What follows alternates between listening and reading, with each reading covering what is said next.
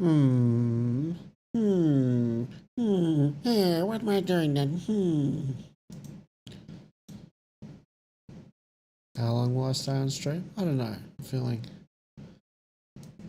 old and cantankerous. My head hurts. See what happens. Kick? Yes, kick is going to work. Fire up kick. Oh, didn't I do a... I did a thing for this.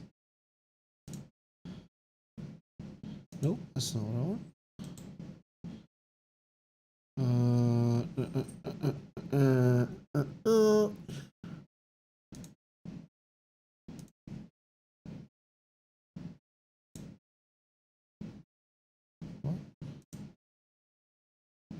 What?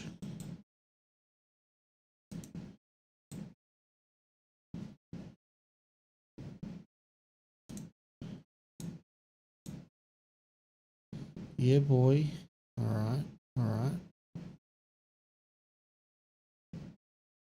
Oh, I have to log in. Fair enough.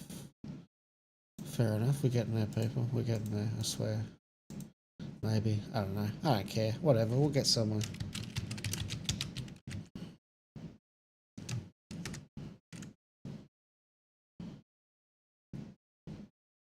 Oh, a one-time security code. My phone's down there, bro.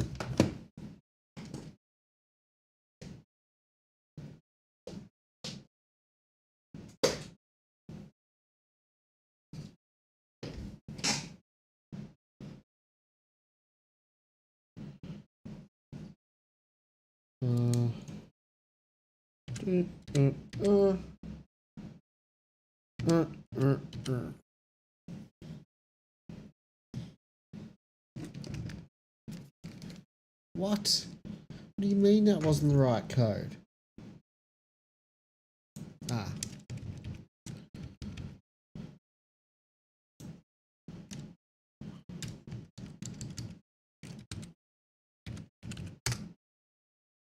Bonza. Alright. Alright. Sick. Alright. Alright. Uh, uh, uh, uh, uh.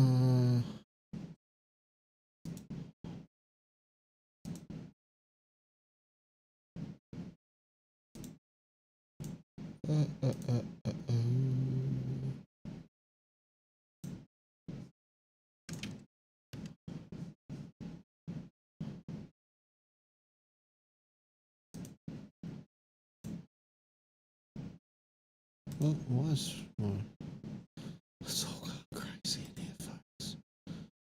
It's all gone crazy. Alright. That's not the account I want. That is.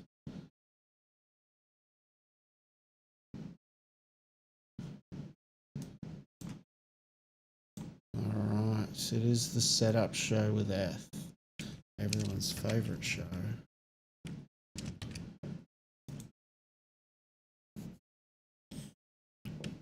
Favorite show. All right.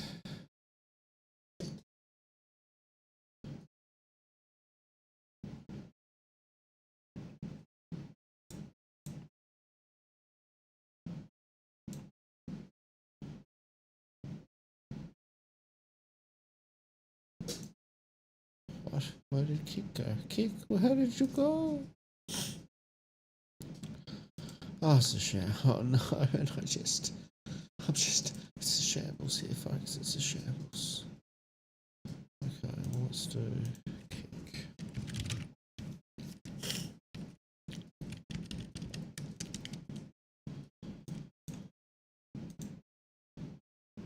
Nope, that's not what I want. Good grief.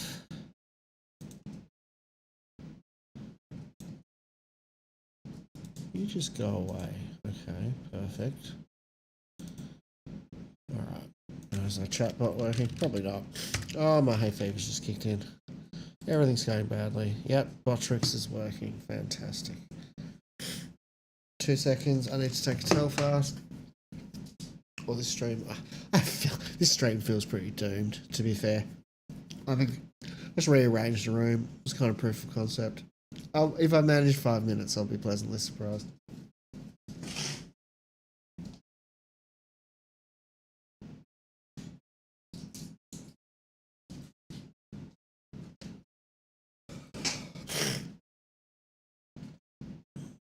No, I love streaming to zero. It's my favorite audience. I would hate to have any more viewers. And I do enjoy banning spam bots.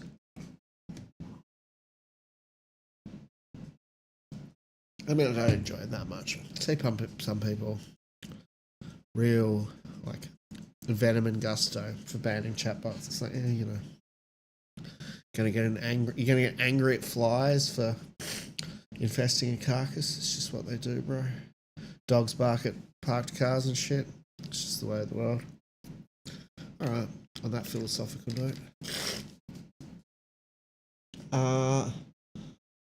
Let's chuck this on. I'm asking if you can hire employees. That was my question. Yes. Okay, so I'm gonna, if any of you dicks say, I'm not answering this question directly, I'm going myself on stream in a video game, okay? Can you hire employees in my ideal system?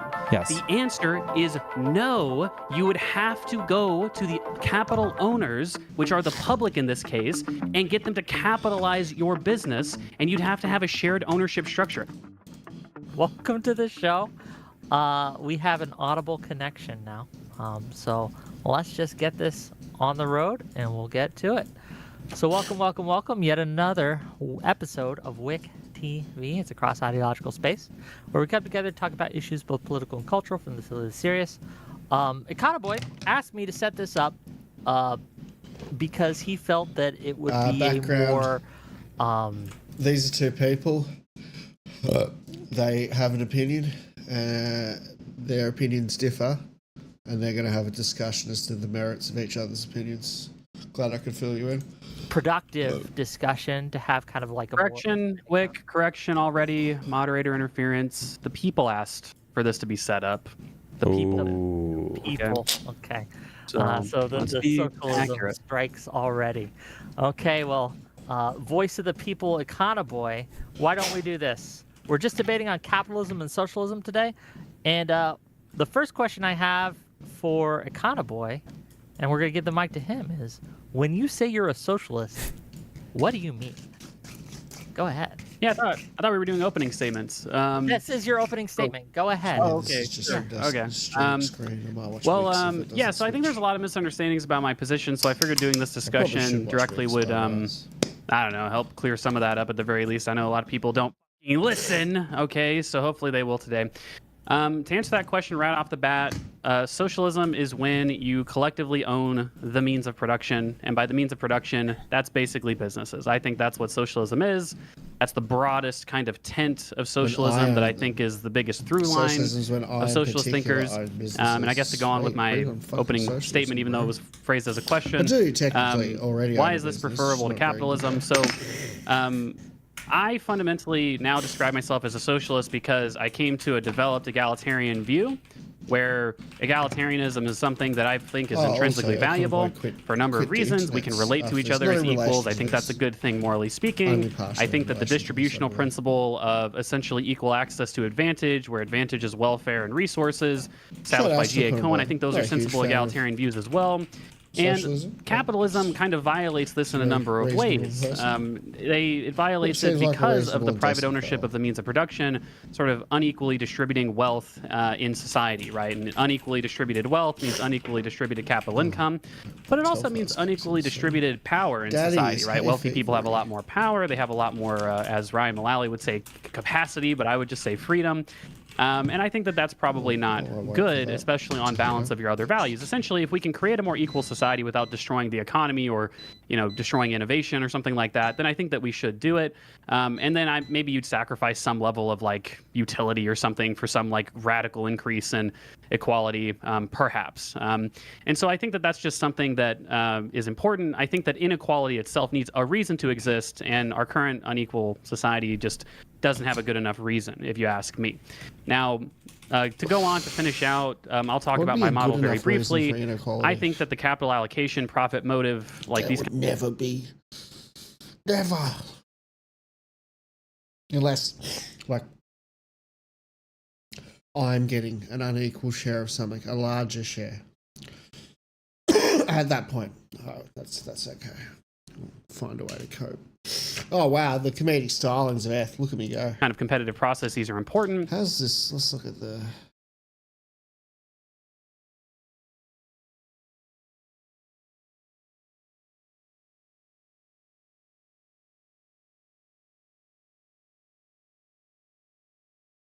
flows. I used to have transition screens. I don't like them anyway. We'll remake them. It's really interesting to everyone. I used to have transition screens, guys. Yeah. Fascinating. The way that capitalism kind of works today is that we have huge asset managers that allocate a huge proportion of the capital in society. What? And so basically what I'm saying is we should transition that process, that capital management asset process, from private hands to public hands in the form of sovereign wealth funds and holding corporations, to where we can eat up a large chunk of the economy, if not the whole economy, if things just waiting for my meds to kick in. I will start editing once my brain feels productive. end up working out really, really well by doing this. If you one small to caveat learn before things about photos, boy howdy, have you come to the right place, sort of, maybe. Also, if you like combat sports, I do photos of combat sports, so we could combine those two interests, and maybe if we vibe, who knows, we could end up married.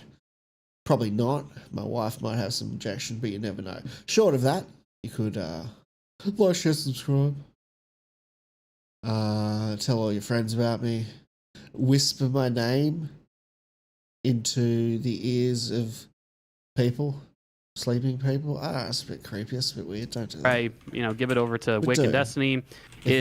When I reference countries, I've heard people say that I said this. I've never said this, and I won't say it today.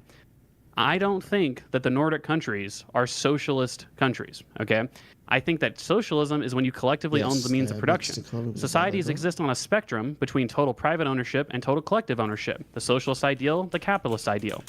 The Nordic economies, the reason I reference them is because they've engaged in this, I probably should do my 2-second mic check that ends up being a 3-hour mic check. Let's see how we sound. So I probably should do my 2-second mic check that ends up being a 3-hour mic check. Let's see how we sound. So I probably should do my 2 seconds. I feel like I'm a little bit. 3-hour mic check. Let's see how. I feel like I'm a little bit.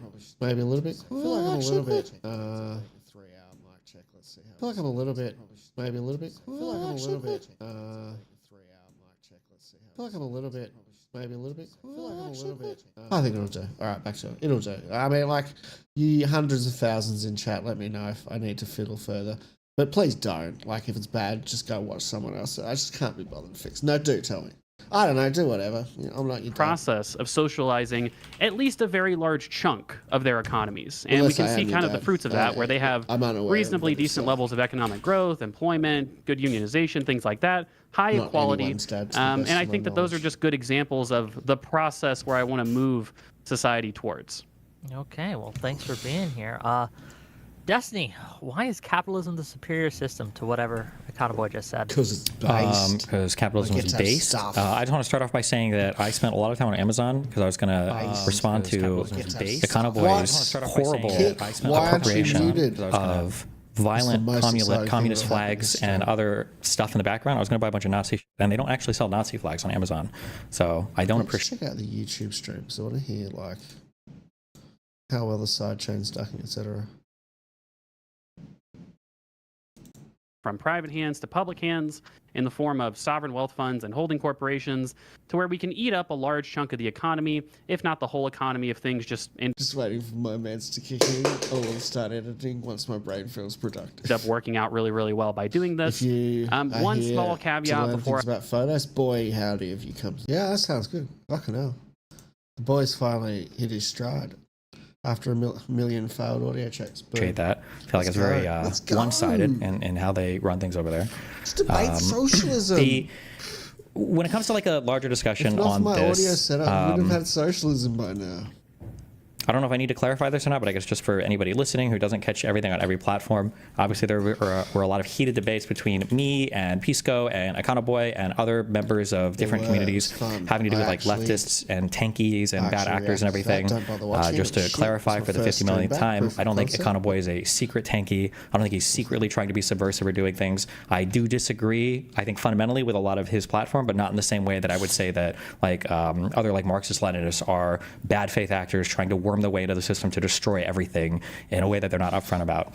Yeah, he's only just, I guess, for anybody that needs to hear that or isn't clear of that. So I guess our conversation will probably revolve around a few things in this debate or conversation, whatever we call this. So I think the first issue I have is I think there's like an unclear vision of what socialism actually is or means. I think it's kind of ironic or not ironic, but funny, I guess, that Econoboi kind of started off clarifying, what his Well, version of focus socialism is, that he stopped doesn't think that working. Nordic countries are socialist.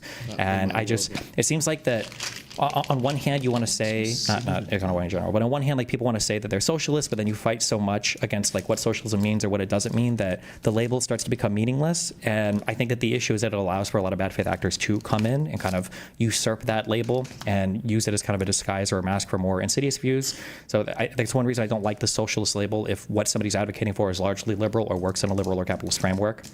I do think there are huge moral and democratic questions about what the expropriation of property ultimately looks like.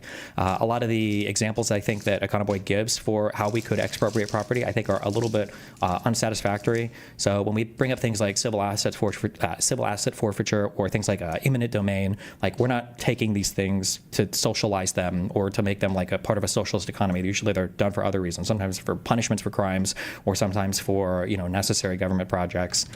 I don't think that those comparisons are the same as trying to acquire 90 to 100% of the overall capital of the United States, under the ownership of the government. I think that when we talk about egalitarianism and when we talk about idealized forms of economies, I don't know how much time I'll argue this, but I think it's interesting that you always hear this argument, and even capitalists give here, arguments will socialists will say, and capitalists will say, well, socialism only works in an idealized form of society where there's no human greed. And in an ideal world, maybe we'd be socialist. But I don't actually know why that's true. I feel like people assume that, and it's not necessarily the case. Like, I can envision an ideal socialist world where everybody shares in the means of production and we all get the fruits of our own labor and, we all can do that, sure. But I could also conceive of an ideal capitalist world where everybody has really high-paying jobs. They can choose who they want to work for at any point in time and quit and leave. And I feel like you could have idealized versions of both worlds. It's just difficult because with capitalism, there's a real-world implementation of that, and you have to fight on that real-world implementation. And then on the socialist version, you have to fight on the kind of like idealized or utopian version. So it's harder to kind of like point out flaws. 4 and 5, I think, for the fourth point, I've got socializing profits is a thing that socialists always talk about. Like, we want equal ownership in the means of production so that we can all kind of reap the rewards. And I think that's an attractive quality about sharing in the ownership of the means of production. But it also means socializing decisions. And I feel like there's not as much time paid to the socializing decisions parts. So, for instance, if the government owns 90 to 100% of all the capital in the country, that means that every new business started kind of has to be started by the government. So are we taking votes on that? Are they going to be... I watched like the first, I think, 10 minutes of this morning. Probably wasn't even that, maybe 5. I think like the first little bit of Destiny's opening statement. Picking winners and losers? Are they going to decide, whether or not there's an 18 or older ID verification limit on my pornographic consumption, or whether or not League of Legends gets canceled for Dota 2 or whatever else? And then I think that for the final thing, this is kind of a general complaint I've had. When people talk about like, we got these really good things because of socialism in the United States, whether you're talking minimum wage or 40-hour work weeks or whatever else, I think it's important to clarify that all of these things are happening in a liberal system, and there are good things that can happen from lots of different modes of economic production and lots It's a very good point. of different countries that can happen in a liberal capitalist system. Liberal will let you do all sorts of shit. It's not like one of those systems where you have to do only this. Liberals like, you can't do this, you can't do that. You can, as long as it's not fundamentally incompatible with the rights of others, go for it, mate. System. But if we were to move to a fully socialist system, we could only do the good socialist things. You wouldn't have any of the good capitalist things, and I think that is problematic. Okay. Is that your goal, Econoboi, to move to a entirely socialist system? Yeah, I mean, I think that there's moral reasons to think that the socialist ideal of complete social ownership of businesses would be a good thing, right? That, again, if we could, and this is something that I've said before, I think a kind of a typical argument that people will make against socialism is, it looks great on paper, which is to say, like, intuitively, sure, like a totally egalitarian system looks great. But it just doesn't work, right? We just can't make it work for one reason or another. And I would say that, look, I mean, I guess I don't know as we move through the process of like fully socializing the economy, exactly what it would look like when we start to get to 80, 85, 90% of businesses being collectively owned. But I think that there's strong reason to believe that we can at least get a great majority of the way there without these kind of huge deleterious effects on the economy. And at the end of the day, I'm not super stubborn about this. Like, if we get to whatever 75%, like we've replaced institutional private investors with institutional public investors, which is to say about 75% of the stock market and all this kind of stuff is owned publicly instead of privately. And all of a sudden, we have this kind of like radically egalitarian system compared to what we had before with similar standards of living. I guess I'm just not so offended by that, right? But in our current system where we have just such a high level of inequality, wealth inequality, income inequality, and what I think to be pretty obvious solutions towards fixing that problem in pretty direct ways, and we can look at other examples of countries that have done that, we should certainly do it, because I think that most people have at the very least egalitarian instincts, and so we should move toward that direction, even if once we get there, it's like, we have to kind of make some sticky decisions on the edge. I think that the bigger discussion is, should we move towards that direction, and what does moving towards that direction look like? Because certainly I think that we should, and certainly I think that there's a good way to move towards. It's like, we should discuss it, but we shouldn't discuss any of the details of how exactly we would do it. We should just affirm that we want to do it, that it's nice and that it feels good. It's something I actually really don't like, that people do a lot. They'll be like, oh yeah, man. I call it fuzzy generalities. They'll be like, yeah, man, I want peace, love, and unity. And it's like, yeah, cool, who doesn't? But they won't like say how we're going to have peace, love, and unity. And so it's like, anyone can say they want nice things. I want nice things. Oh my God, you hero. Unless you're like providing a roadmap to the nice things. It's just words, it's just words, bro. Towards that direction. Can I ask a question on this? I'm trying to hone in when you say moral reasons, okay? So my understanding is, if you had a fully socialist society where all of the workers are owning all of their means of productions, that would basically do little, if anything, to address overall wealth inequality. No? Wouldn't you still have massive wealth inequality across different firms, even if not within different firms? So for instance, if there was like a cooperatively owned or socialist owned engineering firm, wouldn't all those people make way more money than the cooperatively owned janitorial cleaning services firm? Yeah. So I think it's important to maybe take a step back. So there's a lot of different ways to collectively own the means of production. Worker ownership is just one of those ways. Now, I don't really favor a worker ownership model personally. I tend to favor social ownership models through things like expansion of government services, which probably you and I would agree that some government services should be expanded, like public transit, healthcare systems, things like that. And then I think that the bulk of the market economy should be owned by these kind of publicly owned holding corporations and sovereign wealth funds, which compete against each other similar to how current asset managers already do. And that would create a hugely egalitarian distribution, because public wealth is sort of necessarily horizontally distributed, because the way that wealth is managed is one person, one vote, not necessarily one worker in one cooperative, one vote. I hope that makes sense. Okay, so then we're saying that businesses are collectively owned, meaning that so employees could still like quit and go to other jobs or get education and training, go to other jobs. Does this mean that the government then would be basically collecting the excess in worker, like in the value produced by the worker? The government would basically be the stand-in for the capital owner there? Well, I mean, even Marx in his Critique of the Gotha program said that the worker is not entitled to the entire surplus value that they create, that you need money to be set aside for things like administration, welfare payments, and I think he also said like essentially capital rotation, like reinvestments in capital, right? And so similarly, right, by having a social ownership model, we're essentially accomplishing all of those goals at once, where the worker is returned a substantial portion of the value that they create, because obviously workers still enjoy the fruits of the government's services and welfare payments and, UBI or whatever we use the capital income for. But it also goes to those other things that Marx identified as important as well, just general welfare payments for people who can't work. I think he identified the elderly and people like that as well. And of course, the government can also make public investments with that money as well. Okay, so I'm trying to just understand. So like administration fees, I wouldn't consider this like capital owner, right? So when I think of capital, I think of, for a business, you are deploying you're deploying your capital, and then you're deploying your labor, and then when the labor interacts with the labor is creating some value, and then when that product is like sold to some consumer, press the autofocus button.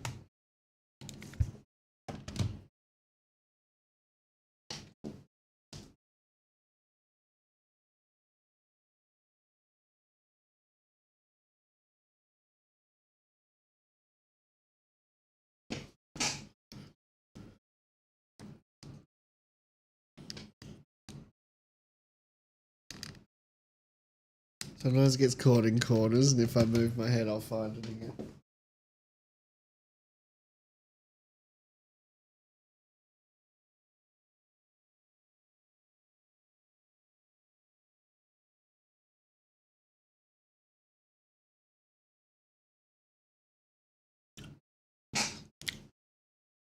Oh, I was doing this fucking before. It's like if the light's not a certain. Oh, there we go. What's the brightness of the light? But maybe it's not. Anyway, it's annoying. Good times. I used to use static focus. The autofocus actually used to really bother me. If I was recording a video, I'd do static focus, but I don't know. For a stream now, I think I'm okay with auto. I don't like how close this angle is, though. I see a bit too much of my shit. But I've got two monitors. If I'm not in this close, there's monitors in the shot. I'll figure it out in time. Who cares, bro? Shut the fuck up. Play the video, edit the photo. Let's go. Some money goes back to the cost of the business, but there's an excess at the top after administrative fees, after everything else. Wow. And that We're excess at the moving top would go to the really capital doesn't always investor. And I'm just trying to understand. So in this state, you would have the capital investor, the capital owner. The owner class is just replaced by the state, right? Yeah, the capital owners would be the public at large, right? So again, I think that Marx, obviously, a lot of in Marx's writings, he's a little bit vague. Obviously, he recommended, at some points in his life, he recommended state ownership, but it seemed like there was a cooperative ownership model maybe in the mature part of his life. At the end of the day, though, I'm just saying that, number one, I don't think that Marx is like a definitive view of what socialism is, but even to the extent that he is, I think that the spirit of this, where the worker receives a great portion of the value that they create, but it's a set aside for the rest of society, things like administrative expenses, capital investment, and welfare payments. I think that the spirit of that is accomplished with a social ownership model as well. And of course, to the extent that maybe some Marx historian would just say, no, Econoboi, you're totally wrong and misinterpreting Marx, it's like, well, whatever, my system's much more egalitarian, so that's why I prefer it. Sure. So I'm not trying to figure out what Marx. I'm just trying for your personal, just so that we can understand, I guess what I guess you would advocate for personally. So so then we're saying that okay, so just going back to understand. Well, I don't know if Marx agrees or disagrees, but okay. You're replacing the capital owner of the business with the state, essentially, with the government, right? Yeah, ultimately the state would be the owner of the shares in some complex system, but it's managed through these kind of holding corporations and sovereign wealth funds. Animals, okay. What are you doing? So the state has ownership, and then the management. Does the state you don't have to be hyper specific here, but I was trying to understand what the managing structure, I guess, would look like. So it's not the state making the decisions; it's the holding companies, or. Yeah, so I think that these things should be kind of technocratically managed. You mentioned that people should really focus on that kind of decision-making process, and that was a large part of what the third part of my Substack was about, is how do these capital allocation decisions get made, as inspired by this book that I read, The Public Wealth of Nations. And so essentially what I would recommend is that the way that the public should manage its wealth is it should be in these competing holding corporations, which are capitalized initially by the state in one way or another, however the state gets its money to capitalize the funds. These funds would then be managed by professional investment managers, kind of at arm's length from the state. You can think of it sort of like the Federal Reserve, right? Where the Federal Reserve is kind of this quasi-independent private agency type situation, but it's more technocratically managed. Do that same kind of similar structure, but with all these different competing holding corporations that operate independently from each other, but are ultimately owned by the state. And then as they allocate that capital and the returns from that capital kind of trickle up to them, they would dividend out part of that to the state directly, and then they would use part of that to reinvest in other businesses and other entrepreneurial activity, similar to how private asset managers do today.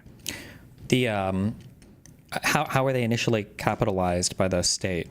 How would a state decide, there's 5 firms that do stuff, I guess. Yeah, how does that? I recommend a path in the same Substack that I referenced. So there's 3 main ways. So number one is the state already owns, unbeknownst to it, a lot of public wealth. Dag Detter in the Public Wealth of Nations book, he estimates that basically because the state just has a really poor system of accounting, the state already owns about 1 times GDP But I don't have $1 worth million of public and I'll assets. never gain They just any don't awareness account for of them it. properly.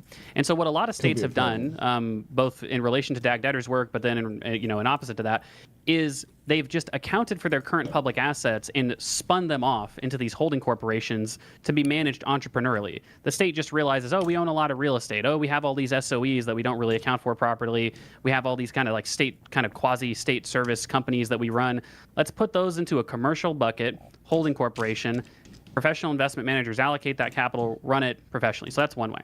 Wait, Another wait, way that is first that the thing, central bank- having wealth. So wealth, broadly speaking, can include things like capital. You can't invest like capital. If we're not talking money, like just because you might have like a state ownership of a bunch of utility companies or power plants, doesn't mean you can just invest that, because that's represented by like physical capital, not like just money, right? Yeah, it's a mixture of things, right? So it's physical capital. The public at large, the most poorly accounted for assets in a public portfolio are typically real estate assets. Municipal buildings, rights of way, public lands, things like that. And so what you would do is you'd put all that capital into a single portfolio. This would be worth about $29 trillion. Some of those assets, like you said, wouldn't be commercial. They'd be like state parks or municipal buildings that are currently in use. It's like, well, we're not going to like use these for a for-profit purpose. But for all those assets that we now discover and that we would want to put... I just wanted to say 11 billion. Oh, hello? Is Got this him. me or Oh, he's dead. 15 or $14.5 trillion dollars, then you could take all of that... Oh, Wick, is everything okay? Typical Oh, yeah, you communist. froze for a minute and we were Oh, okay. did I lose? Internet engineering? You can take all of those He's real a estate socialist, assets and then not say, communist, okay, to be well, fair. let's just start developing them, right? And so part of that could be real estate development. It could be selling that off and investing in equities, just kind of generally building the wealth of society. That's just one way. Well, wait, hold on. The other Okay, two wait, ways are... I'm trying to understand this for the first thing, because I'm super confused. Okay, so it sounded like we Okay, were saying. So I'm trying to figure out like how do you capitalize these initial public holding corporations? So like where do they get their money from initially? And then it sounded like the answer was, well, there's actually a whole bunch of wealth that exists in the United States that's actually not accounted for right now, which I agree is actually a weird problem. We talk about GDP, but we don't actually know the nation's wealth. Like what is the total public accounting of all the assets? And then you say, well, there's a lot of these things that exist out there that aren't accounted for very well, and so we could have a better accounting of them. It's like, okay, but when we have that better accounting of them, we're not talking about money sitting in bank accounts. We're talking about we're like the stuff that capital is allocated to, that it buys. So like power plants or real estate or So whatever. just to simply answer your question, Yeah. they would be sold for money, or they would be developed directly. How would they right? sell So it? you But have if we're talking about a model where we're moving to public ownership of all these things, who are you selling it to? Well, I mean, you have to transition from one system to another through some deliberative process, right? So currently they would be sold to like a bunch of different, private investors or other like state investors who would want to invest in those. Like, oh, we want to buy this real estate, we'll exchange it for cash. And then the holding corporation can take that cash and then do other development activities, invested in public equities, just do entrepreneurial investing and, balance sheet management, just like any of these other asset managers do. And then through that process, they would accumulate capital. The examples that we're giving here, can you give me a couple examples of things that you would, that seems like a horrible idea. Hold on, I'm sorry. Because I'm thinking like the things that the public owns, like are we selling national parks for cash to capitalize our new public holding firms? Or are we selling Section 8 housing, or are we selling like power plants? No, I just said there are going to be some assets that are not commercial in nature. I even referenced national parks. Like you probably wouldn't, you wouldn't sell a national park for cash, but there's a lot of... I would. Or abandoned buildings that the government owns that it doesn't use Anyone productively wanna buy a because the national government park? just has a very poor system of accounting for those assets, right? And so to the extent that we have assets like that, that we think depends like, how much we're not money I using get this for it, basically for any productive suppose. purpose, And we can either how lease those out for sentimental development directly to strip back cash from my the market and use possession for of other the national entrepreneurial park was activities, to- or we could, which is to say directly develop them, or we suppose, could just though, sell it those for wouldn't really be a cash and then national use park the if I cash, these owned kind it. of socialized rents, for other entrepreneurial activity, investing in equities, private be equity just invest, back to our whatever it path. ends up being. And through that process, the state now is, either developing assets directly or it transfers assets for cash and uses the cash for development activities. Okay, I understand the answer. I think it's very unsatisfactory, but okay, I got part one, and then you had two more other points. Yeah. Right. So the other two ways that the state could capitalize these funds, photo's gonna be good. number one You is watch. just through efficient You feel tax revenue, right? So you just got- take it's got tax good money bones. We're and gonna turn it into something capitalize great. funds. Oh, this we're gonna dedicate a certain amount of tax revenue to a sovereign wealth fund every year, and then once the sovereign wealth fund accumulates enough capital, we're gonna split it off into these different holding corporations. You could certainly do it that way. Another way that the last thing that I'll say, which I think is kind of a an interesting way to think about, the Bank of Japan does something a little bit similar, is that the Federal Reserve engages in quantitative freezing where the Federal Reserve creates money and then transfers the cash that they created with financial assets. But our Federal Reserve let's has make the this restriction where photographs. they only use that cash to Talk to me buy while fixed I income. econo They don't buy fella, equities with that. econo And so gentleman. what we could do is engage in the same countercyclical policy that we already engage in. And instead of just buying debt instruments, we could buy equities as well. And through that process, we could accumulate capital and then transfer that capital into a sovereign wealth fund, and then eventually split it off into competing holding corporations once the sovereign wealth fund gets big enough. Okay, and then that way. So Those okay, three main ways. so I understand we have a couple of ways that we would get the money there. How do you make the decision of like how many of these holding companies will you have, and who gets like how do you do that part? Yeah, I think in terms of the decision making on how you would do it, I think you would want to have as rules based a system as possible. Currently, I don't know that I would have any strict upper limits on like how big a holding corporation could be. I think that once you would say like, oh, the sovereign wealth fund accumulated $15 trillion and we're going to spin it off into like 15 different $1 trillion holding corporations as like an initial portfolio, you could do something like that. But I think that it's important to note that like currently asset allocation is highly concentrated. I mean, I think the top 2 asset managers in the country control something like 15 or 20 trillion dollars worth of wealth just in and of themselves. And so the holding corporations that do the best are going to accumulate the most capital and make the most returns. These are assets under management. They're not assets controlled directly by the holding companies, number one, which I think is significantly different because individuals still have the ability to allocate their portfolios the way that they see fit. And then 2, these people, the assets under management, these large firms are not owning the things like wholesale that they are managing assets for, right? Like it's not like BlackRock or any of these huge assets under management firms are like making decisions for all of these companies unilaterally, kind of like our public holding corporations would be. So I feel like these are meaningfully different in those 2 ways. Yeah, it's not meaningfully different. What I advocate for is a couple of different structures. So on the first point of wait, real quick, wait. Just in terms of the meaningfully different, it's different to say that somebody has 10% ownership of a stock in a company versus somebody has like a controlling share that's making all the decisions for the company, right? Right, but I don't necessarily advocate for holding corporations always buying controlling interest in companies, right? That's what I was going to explain. So, okay. So these holding corporations, again, my goal is that these holding corporations would have similar mandates to current asset managers, which is to say that they would have, some basic kind of return threshold. They would need to actively manage the funds, and that once they distribute those funds, they need to balance it on a risk-adjusted basis. They need to have like essentially a risk-weighted portfolio. Which means that typically speaking, you wouldn't just go out and buy like a majority of Amazon stock. You might buy 2% of Amazon stock and 1% of Apple and 1% of Walmart. You'd have a highly distributed portfolio of assets, and maybe you do a little bit of private equity investing or venture capital on the side. I feel the like first point that you made. I just want to be careful because you made one extra point. Yeah, sure. Go ahead. Sure. Go ahead, Destiny, please. Okay, so that we stay kind of in one area, because there are things that I think would be super based, like having some kind of basically a public dividend for large companies in the United States that is returned to like every American citizen. I think is an amazing idea because it gives all of us a feeling of accomplishment and investment and like return when our companies do well. Like if Facebook or Amazon or somebody posts huge earnings, the average American doesn't give a f- unless you have stock in it, right? And I think having some ownership there is great. But we're not talking about just these funds that are broadly diversified and invested in the economy, because this just sounds like kind of an extravagant like IRA or 401k basically. And I think that's meaningfully different than I think we were kind of talking about like controlling shares for these companies, no?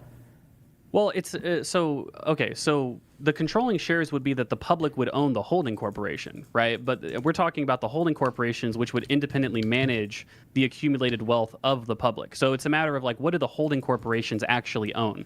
And so let's just imagine we get to like my ideal end state. We've got like 100 different of these holding corporations, right?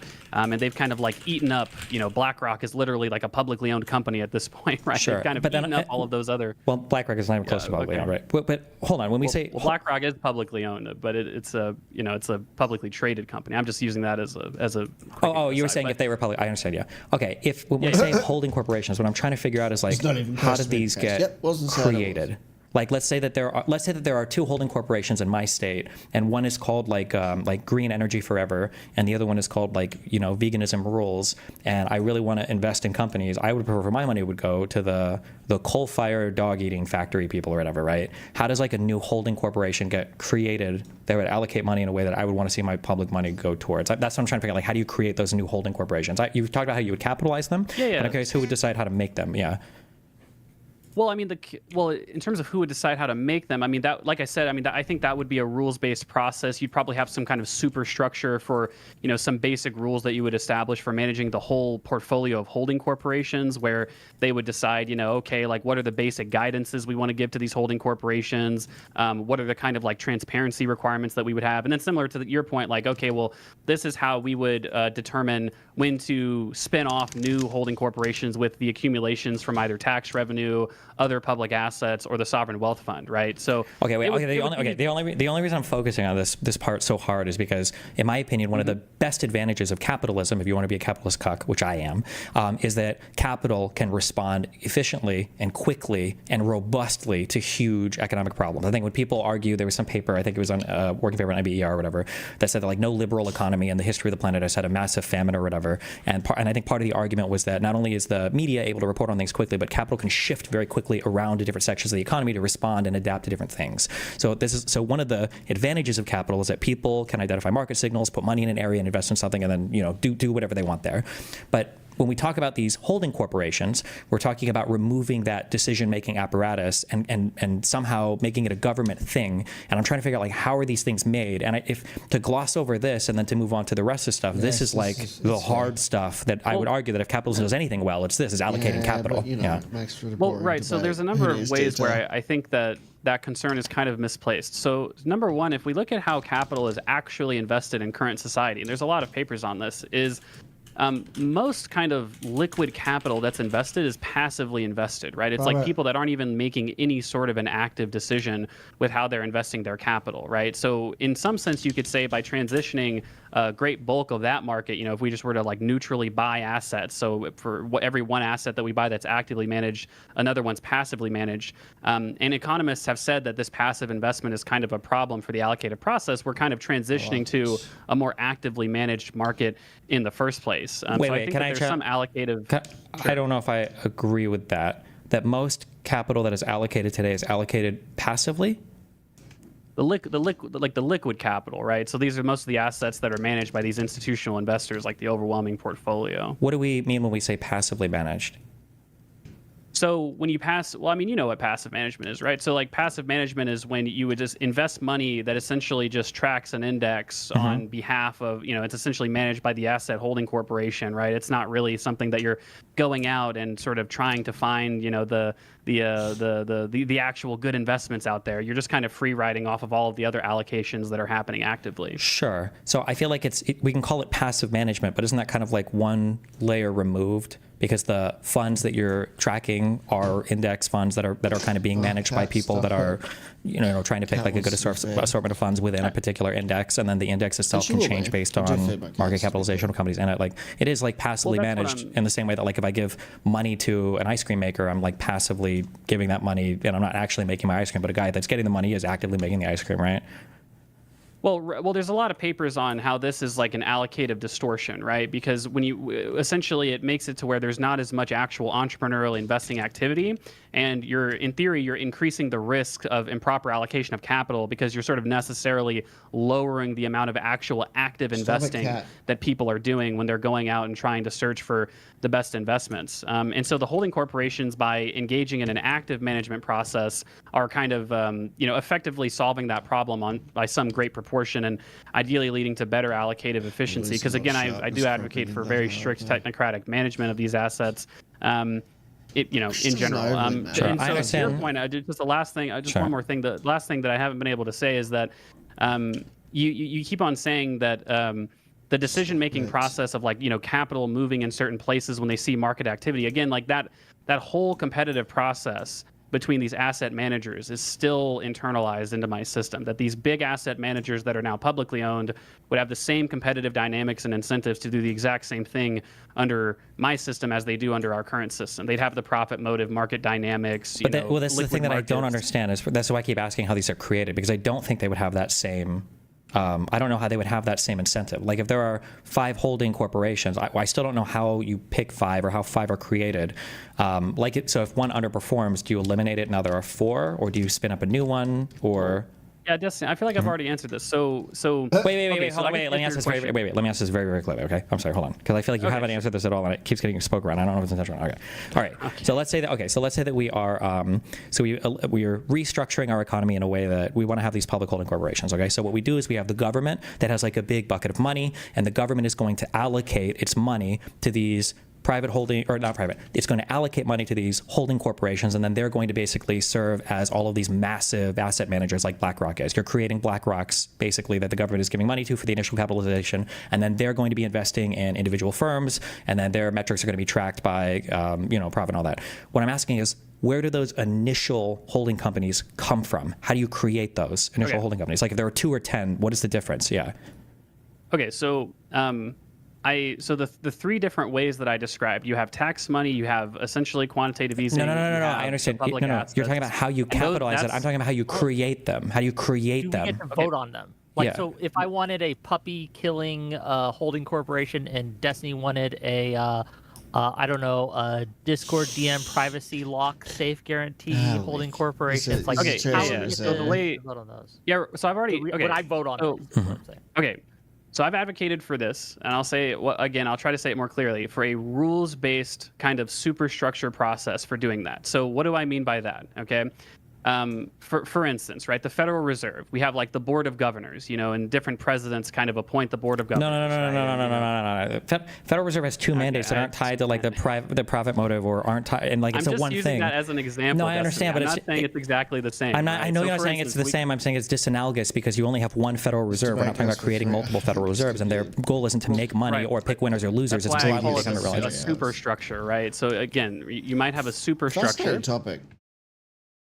And I like the people involved, but Econoboi is a very respectful gentleman. It's not going to have the fire that it did with Pisco, which is fine. We can enjoy intellectual topics, but some red meat's always nice.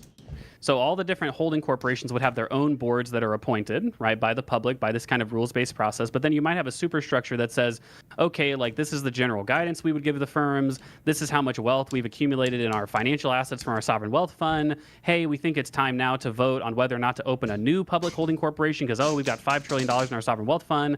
Let's do another $1 trillion like holding corporation and recapitalize it similar to this kind of broad superstructure of competing holding corporations that we have. So I just that's a completely direct answer to that question. I think there'd probably be some kind of superstructure, rules-based, independent technocratic management process for determining how to capitalize new holding corporations. To answer the other question you asked about what happens to firms that fail, the same thing that happens to firms that fail today, right? Like I believe in hard budget constraints. Once they're capitalized, you're on your own. You got to compete in the market. You have to survive. You have to do what you got to do to basically, earn a living, right?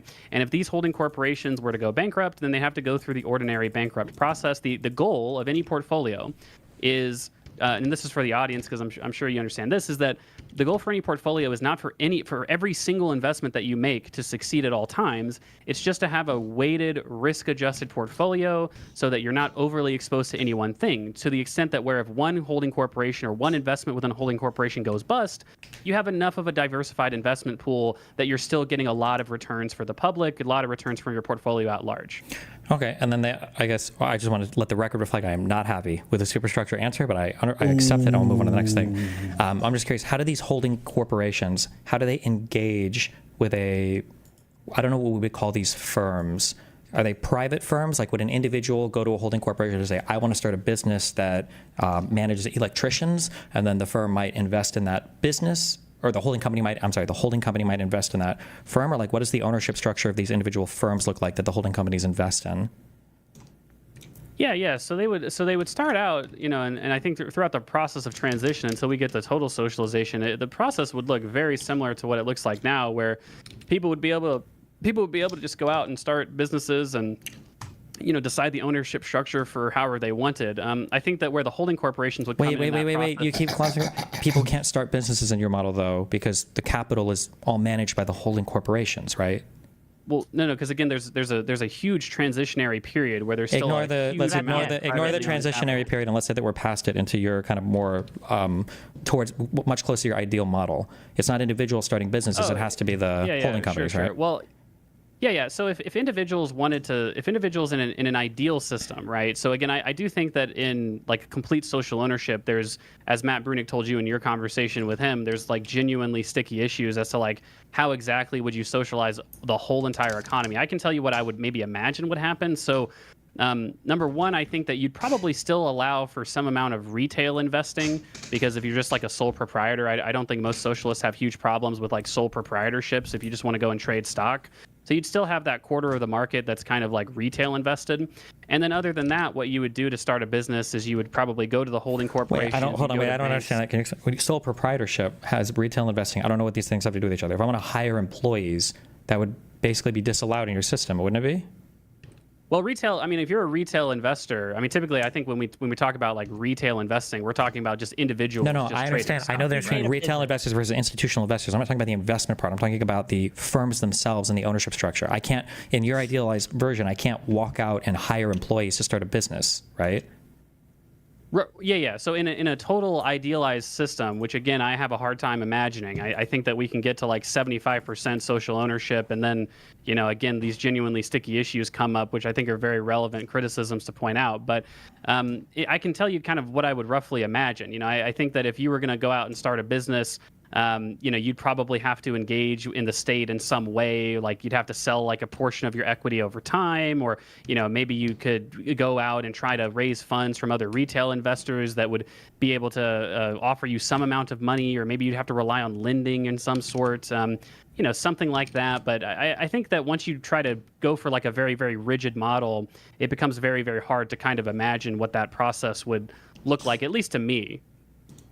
Okay. Well, I'm unsatisfied with the answer, but I will accept it. Okay. I guess, yeah, I'm unsatisfied too.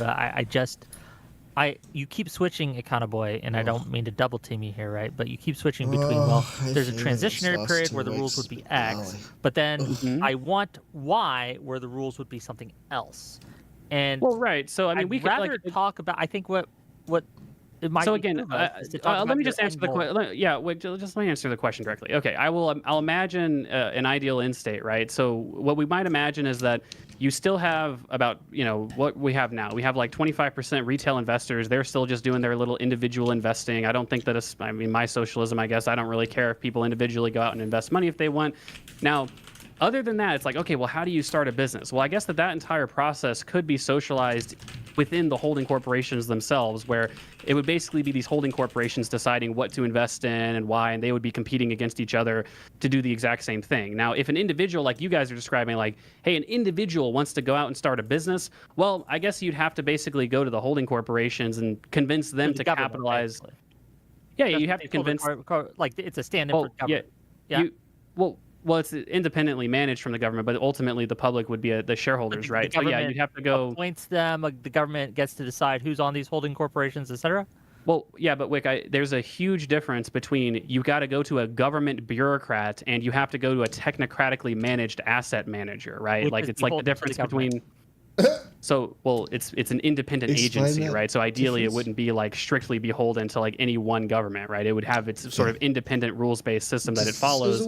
Now, obviously, the government can, around the edges, I think, make some reforms if they want. I mean, we do have a democracy after all. It wouldn't be like a 100% independent thing. But yeah, if you wanted to start a business, you basically have to go to the holding corporation and convince them to capitalize that business and invest in it. Similar to how people have to go to asset managers today. The only difference, well, I guess not to minimize it, but the only difference would be that would be essentially like your only option. You'd have to go to either a bank or one of these holding corporations, or you'd have to be a retail investor just doing the same thing.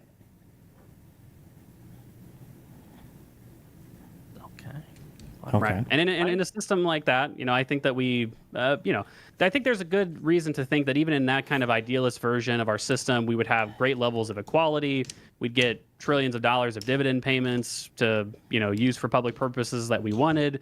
And I think that the allocation process fundamentally would be very sound because, again, the allocation process looks extremely similar to the allocation process that we have today under our current kind of asset managers. And lastly, what I would argue is that, look, I think that a more egalitarian system in many ways is substantially more entrepreneurial than our current system, right? A lot of these billionaires who talk about how they started their businesses, they don't say, oh, I got $10 billion from my dad, and that's how I started my $10 billion factory, right? It's like, oh, I started in a garage. I got, Trump says I got a small loan of $1 million. Well, obviously, if we horizontalize a lot of that capital and have this much greater equality of opportunity, then ideally there'd be a lot more people that are able to actually live up to their full capabilities in my system versus the current system that we have now.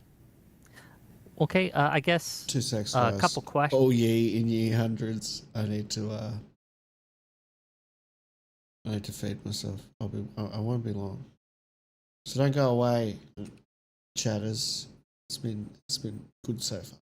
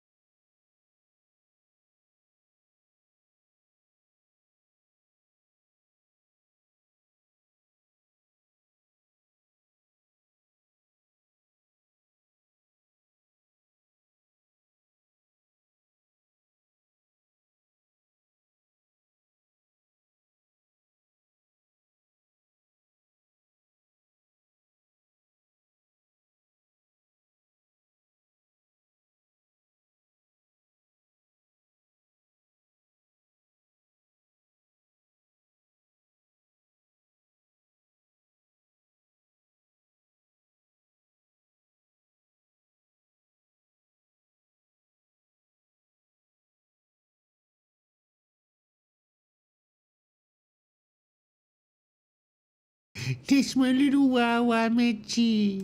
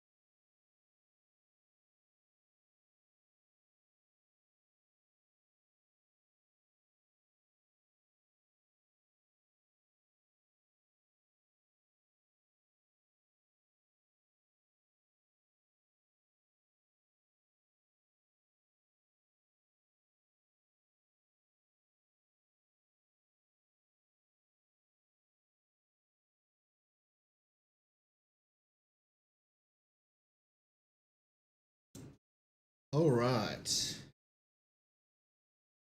I think it might be dog feeding time.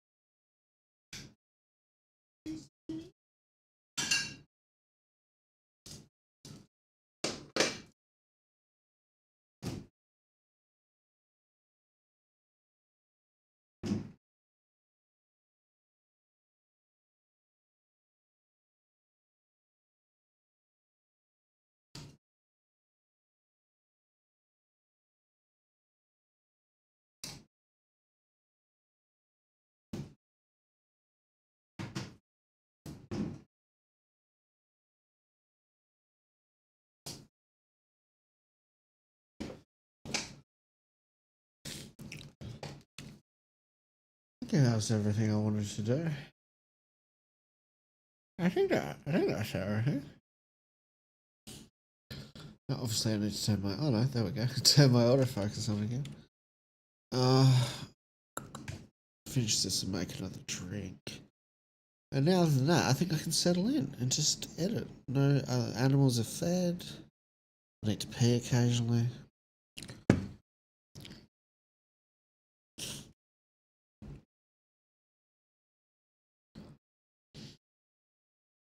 I do not like gum, but my ADHD medication has dried the feck out of my mouth. I got over the bruxism. I don't need to chew anymore, which is good because that gets really annoying and your jaw gets really friggin' tired.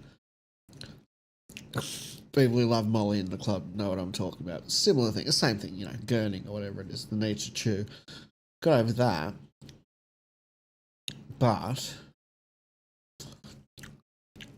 dehydrates me, dries my mouth, drink heaps of water and chew gum, otherwise I don't produce enough saliva and my mouth gets sore, which is not fun.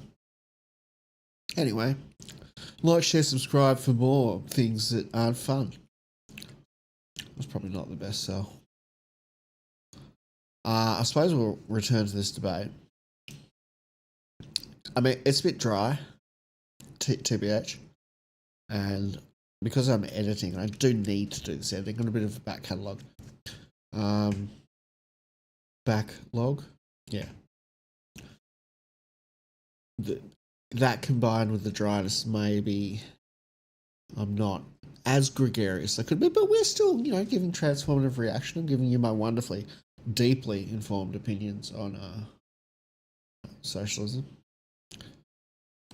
I mean, I know a tiny bit. I know one or two things about it. Not as much as Destiny, but probably more than you, unless you're actually informed. I don't know who you are. Someone fucking stupid enough to be watching me, I guess, which is no one. There's no one that stupid in this world, or maybe like 4 people out of billions. I digress.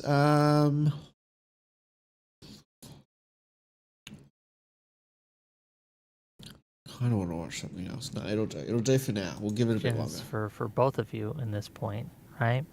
So to Destiny first, I guess. It's not really the style of either person. What well, in principle is the difference about democratically voting to raise taxes and democratically voting for other forms of expropriation? What's this word? Expropriation. Thank you. For property, like what's the difference between this? So, for example, what in principle allows you to compel a company to turn over a percentage of its profits versus more like what Econoboi is talking about, where the government compels you to work through these holding companies to do your business? I think, was this a dono? No, this is just a question. Oh, there's some guy in my chat that spent this question 50 trillion times. I think expropriation is meaningfully different than taxes, because I feel like when people talk about expropriation, you're typically talking about taking like a thing that the person will no longer have access to. Usually you're talking about a form of like a thing, like an actual physical, like a building or something else, you're taking that. Taxes are generally like surplus thing, like they're applied to profits. It's not like you're taxing my revenues and I don't even have money to pay my bills and the government's coming after something and now they're going to take my property, my buildings or whatever. So generally taxes are applied to profits. So excesses, money, things that are like fungible, and expropriation is usually tied to things that are not fungible and it's like taking an irreplaceable thing from you. I think they're meaningfully different things. Okay, fair enough. To you, Econoboi, is there such a thing, and if there is, can you kind of walk me through it? A liberal socialism. Like, how is liberalism in your mind compatible with the economic model you just kind of laid out there? Yeah, sure. Number one, I do want to challenge. I do want to challenge Destiny and also Uwick because I just don't find I'm not hearing much in terms of concrete reasons why my model would be like deeply model's allocatively been very inefficient vague. Because or it has the word There's- socialism okay, in it, Wick, buddy. there's nothing technical vague that about kind what of I'm saying. shit. I'm saying we have all these asset managers now. Just imagine a system where they're all public instead of privately owned. Okay, imagine that, right? Like that's the complete. And if you just literally don't understand how capital is allocated in our system, and so you have no conception of what that looks like, just say that, Wick. But don't say I'm not being specific. Goddammit. Sorry, I got. Well, so the thing, He's well, got it doesn't make sense to hands say that they're. Sure, I'll answer the Get viewer's him. question after you respond, Essie. Sorry. Or go ahead, you can answer the question. Well, yeah. Anyway, so I do actually want to learn. Like, I hear a lot of, it just seems like it doesn't. Oh, I want to, get into that. Tell me why. So, on the answer of, can you have a liberal socialism? So yes, I think that for the most part, I think liberalism is defined by individual rights, political equality, things like that. I don't think liberalism is necessarily defined by in large majority part, the ability to start a private business. I think there's a reason why, famous kind of historical liberal J.S. Mill, he endorsed socialism at the end of his life, even though he was a very committed liberal for his time, and obviously had an incomplete view of liberalism himself. But even like contemporary liberalism, probably the most famous liberal thinker contemporarily is John Rawls. And Rawls also endorsed socialism, right? Rawls said that you can certainly achieve liberal ideals with a democratic socialist system. And he thought that because, again, the things about political equality and individual rights, like there's nothing necessarily incompatible with socialism and the idea of having essentially political equality and individual rights, right? Like, I don't think my system would abolish free speech. I don't think my system would not be democratic in nature. I've already said, hey, if people just like don't want to do what I'm suggesting, well, vote against it. I don't know. I'm not going to force anybody to do anything. So anyway, so that's kind of what I'm describing ultimately. Okay, you had something to say, Destiny, to him, and we can kind of go. Yeah, so I feel like the challenge is that you say that you're answering questions, but every time you answer the question, we package all of the really difficult things into this like phrase of like an ambiguous superstructure or This like the feels fair. rules or some This crazy feels rule like a fair set. critique. And I was like, So okay, you that's don't want to give the details. Easy to have nice ideas. What's the Hello? We still How? here? Hello? What just happened? We I beeped don't know. for a second. Did it not? Okay, I'm gonna start over. It feels like the issue is every time I try to like figure out how like any of these things are. Wait, is it working? Hello? No, it is. You guys are here? I Go don't- for it. yeah. Go for it. Okay. Yeah, I feel like we get like the answer is like, oh, well, there would be rules to take care of that. And it's like those rules I think are pretty important. It also seems like we're, at the end of the day, when we start to drill it down into this, all we've done is we've basically created capitalism with like a different tax structure.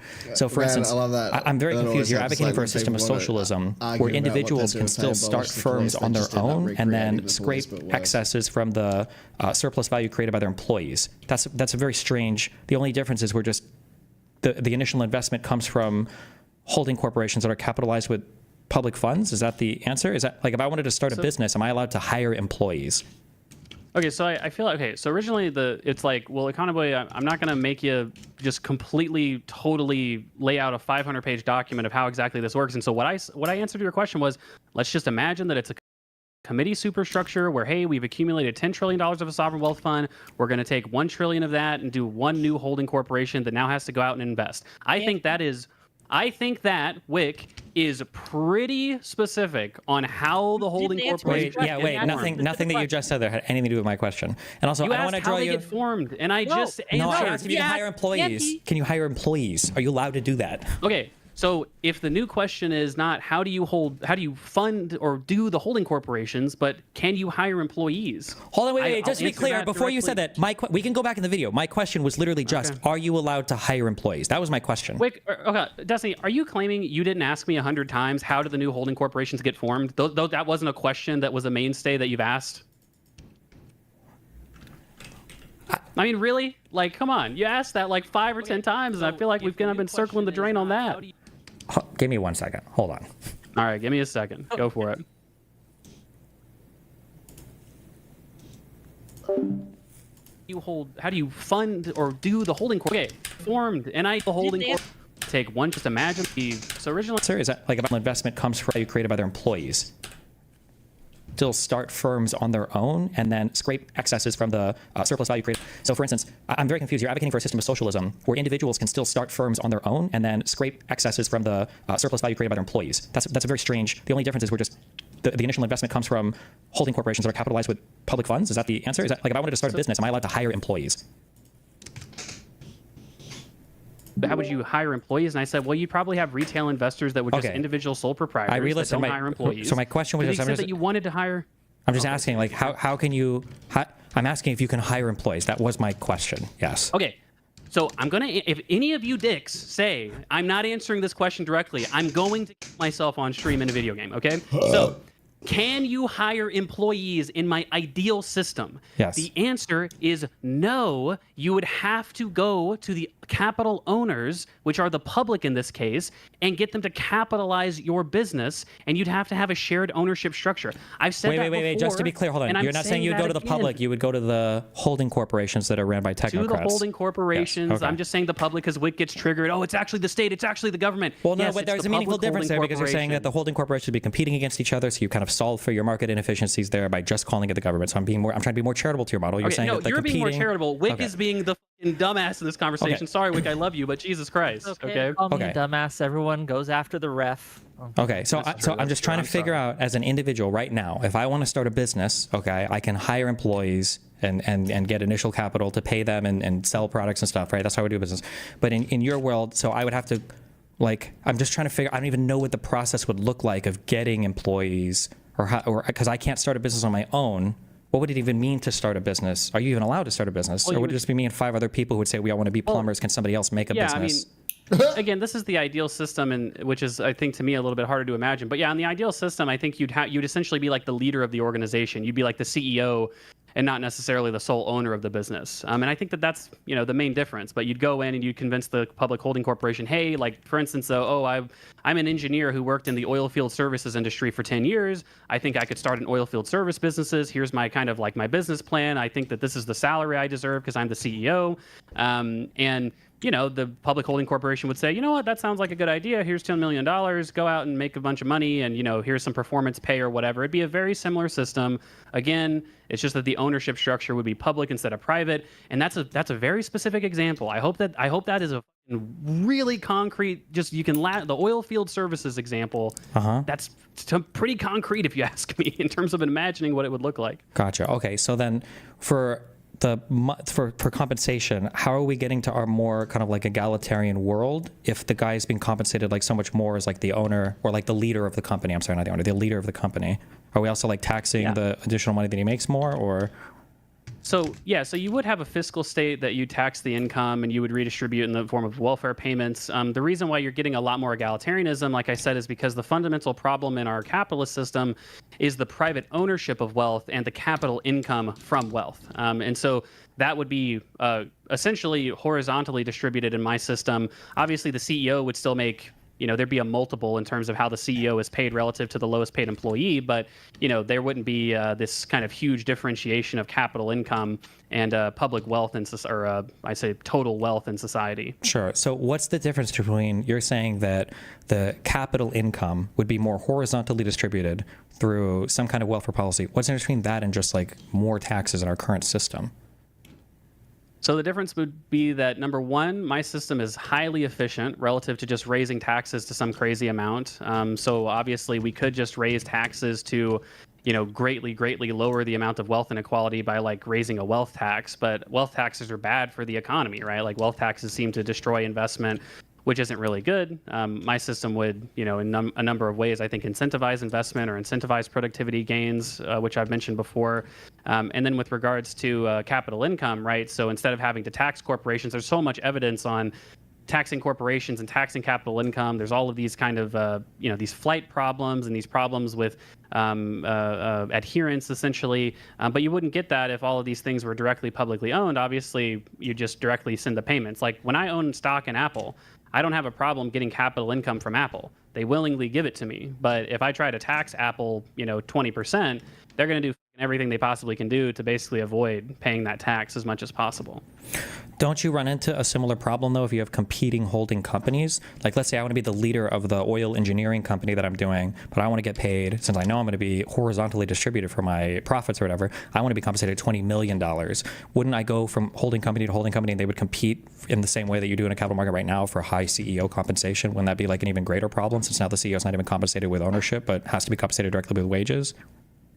Yeah, well, currently, so I'm arguing for more of a cash compensation basis. But again, the cash doesn't accumulate quite like capital does, right? So you still have this kind of great horizontalization of public wealth. Now, people in my society could still be rich relative to others, but there's a big difference between, the top 10% owns 20% of the wealth and the top 10% owns 2/3 of the wealth like they do in our current society. And there's a big difference between the top 10% has like let's just call it capital income, because that's kind of what you're describing. Like the top 10% has 25% of capital income and the top 10% has 90% of capital income, which is about what it is in our current society. So I'm not saying my society would have perfect equality. It's hard for me to conceive of a society with perfect equality, but it would have much more equality than we have now. Okay. I feel like boosting all of our tax brackets by 15 points, I think is almost inconceivable, but I think that would be more realistic, and I feel like it would affect better outcomes than this entirely new idealized system that would obviously be incredibly difficult to move to, that I think we don't really have any strong evidence of it even being possible. Well, we do have strong evidence of, well, not of the ideal system, but we also don't have an ideal tax code. But that doesn't stop center left people from saying that we need things like a land value tax or these kind of like zoning reforms, these kind of like hyper yimpious stuff. I believe in all that stuff too. No government has a perfect tax code or even close to it, but I think it's still good to advocate for. I think on principles and what we can say about what we know about taxes, it would be a good thing. And certainly I think that there's a lot of examples of public wealth and public wealth management that have gone very, very well for the people that have lived in those societies. And so I'm perfectly willing to say that, hey, in transition, Econoboi, we got up to 85%, public wealth ownership, and I don't like the transition. The transition is like transitioning from being a bodybuilder to somebody who only eats junk food constantly. The transition is very boring to me. Like, if you can eat whatever you want and have the best body ever if you're just coming off of being a professional bodybuilder. And this transition state where we have all the advantages of capitalism and all the advantages of all the accrued wealth of all of the innovation and everything else, and they're saying, oh, well, let's just own all of it like by the state. Sure, expropriation is great on day one, but all the issues that you're running into later on is like, well, how do we decide what to invest in? Like, how are we avoiding all of the problems that we had before? It feels like we're kind of like recreating capitalism with even more bureaucratic layers that I don't know we're guaranteed to have efficient allocation of capital. And we have no like model for this working in the real world right now. So the idea that we'd be able to benefit in the same way that we are right now from all the innovation under capitalism, but also do the redistribution, I just don't find any compelling evidence about that yet. We don't have a model of a perfect tax code either, or like a perfect liberalism. No, hold on. There's a difference. There's a difference between a more perfect thing that we're moving in a direction of versus a system overhaul. You're talking about a fundamentally different system, not like tweaking something to make it better than what it is right now, right? So, well, I don't know. I think in some senses I would argue that my plan is a tweak of our current system, right? I mean, because again, I tried in my system to kind of internalize the same kind of allocative and sort of investment, the allocative investment process that we currently see today under the same kinds of institutions that we see today. These asset managers, privately owned versus publicly owned.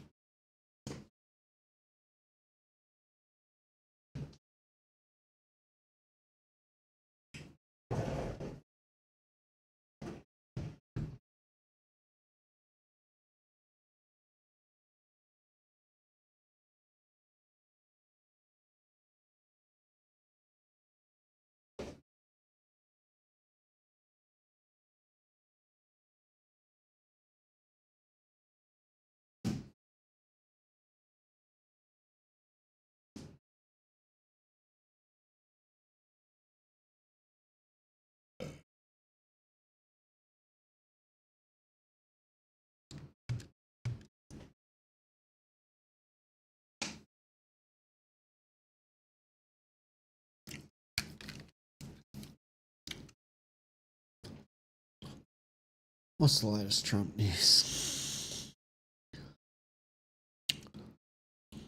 What? Why is kick never paused? Alright. I am just gonna have a quick look, see if there's anything slightly more shall we say, dynamic. Any Epstein news? Love a bit of that. Nice to see that orange dickhead brought low by something.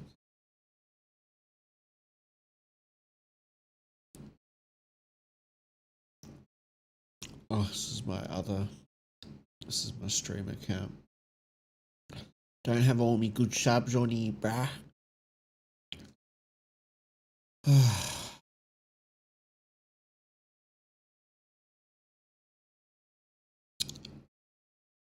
Bruh.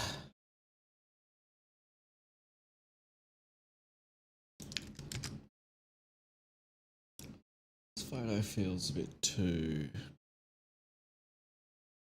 cold.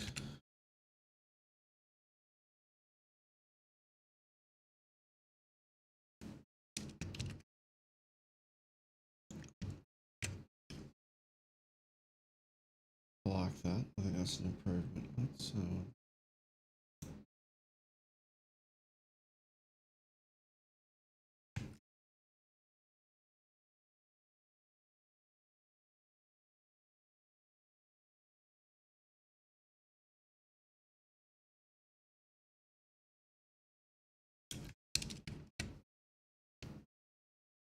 I'm honest. All I really want is this here.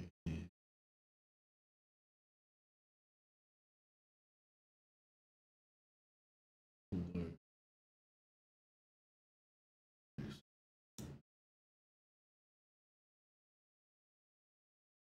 So much better. Not without the blue background. I just don't like it. It's makes the image a bit too cold.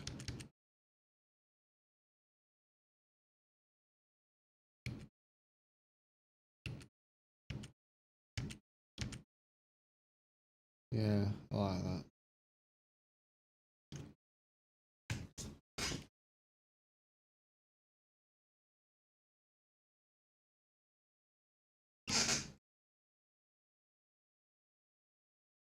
This is Julio, his dude. I like Julio. Shout outs to you, Julio, if you're watching. He's not. Play D&D with Julio. On the odd occasion. It's good fun. It's a good lad. He's a good lad, Julio. He's a good lad. We like him.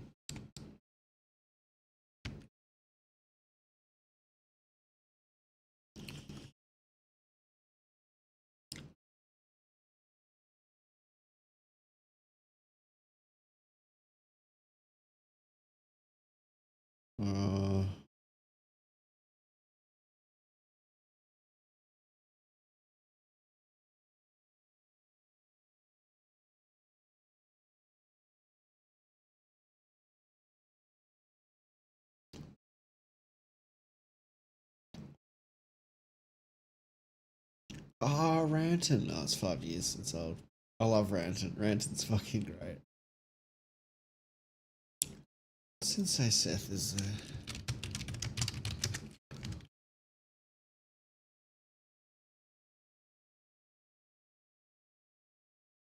Oh, I find Sensei Seth really inspiring. I need to get back into making prepared videos. Not that I'm great at it, but still, you know, don't get better at something if you don't do it.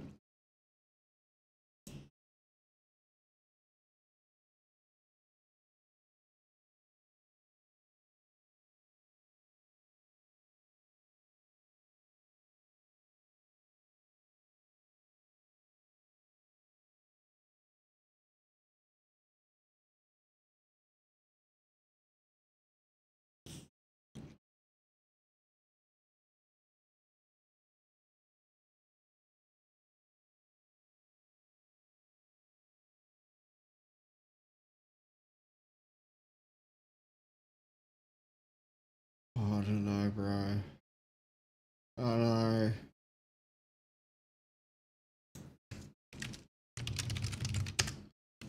Need my other account that's got my feed. This account I haven't used in a while, so it doesn't have quite.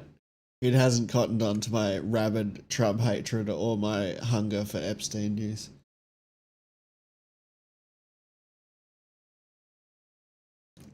Give me one sec. I don't know what the point of moving it off screen is. It's actually hiding the screen. Just quickly switch into my other account so I can get all my unhinged current interests in my feed.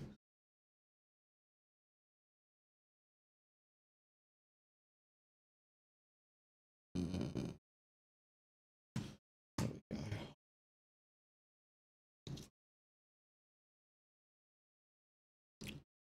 The meeting that didn't happen.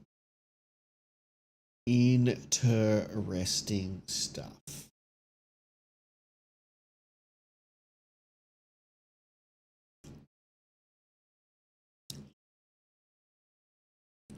I need to watch the new South Park. My wife unfortunately fell asleep before we could watch it together.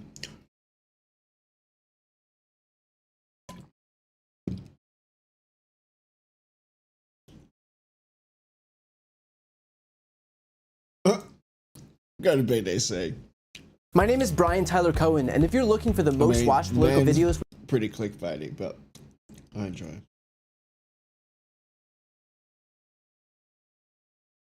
Only one video today, Brian. What the fuck? Oh no, hang on. That's more like it. Yeah, that's a lot more like it. Oh, actually, what's the news with the FBI? Have they used FBI Democrats? The Texas Democrats are interested to see if there's been any moves.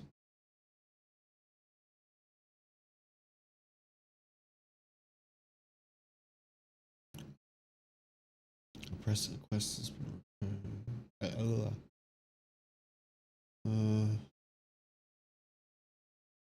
every time it's like, nah, he wouldn't do that. That's too solid a norm for him to transgress again. The fucking orange cunt's like, ha, watch me, bro. That propriety you so adore? Sorry, I'm here to self-enrich. And yeah, I know everyone hates him. It's easy to hate Trump, but to be fair, I'm better at hating him than most people.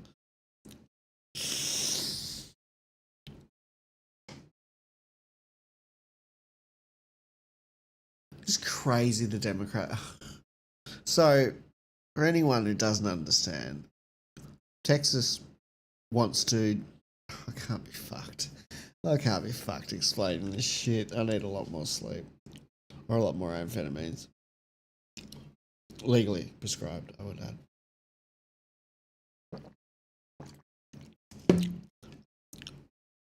Basically, Trump is scared of losing the midterms, so he wants to gerrymander the fuck out of Texas. And gerrymander is basically carving up his state to produce the electoral results that you want. So, you know, if you're Republicans, you might carve up an electorate to get rid of, you know, a demographic that you perceive won't vote for you. So maybe you cut black people out of an electorate to make it easier to win that one. So Trump wants Texas to gerrymander fuck up the map in deliberate bad faith, which you're not meant to do, in order to get 5 more seats so he wins midterms. All of which is bullshit that you're not meant to do, but Trump doesn't care about norms. The morons that follow him allow him not to care about norms. Of course, they care about norms when Trump's enemies might deign to transgress against them. But they're not a restraining factor for Trump. What an interesting time, and what an interesting group of people.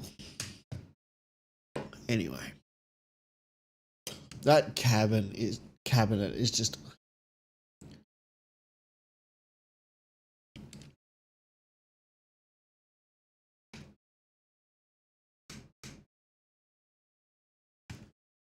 Cabinet is just a rogues gallery of robber barons and scumbags. What happened to the autofocus? Let me just fix that.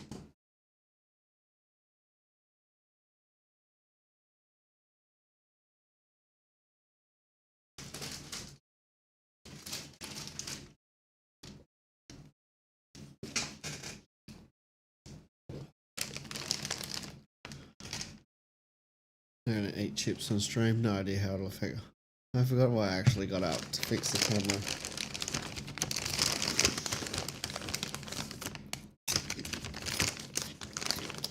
Oh, yum.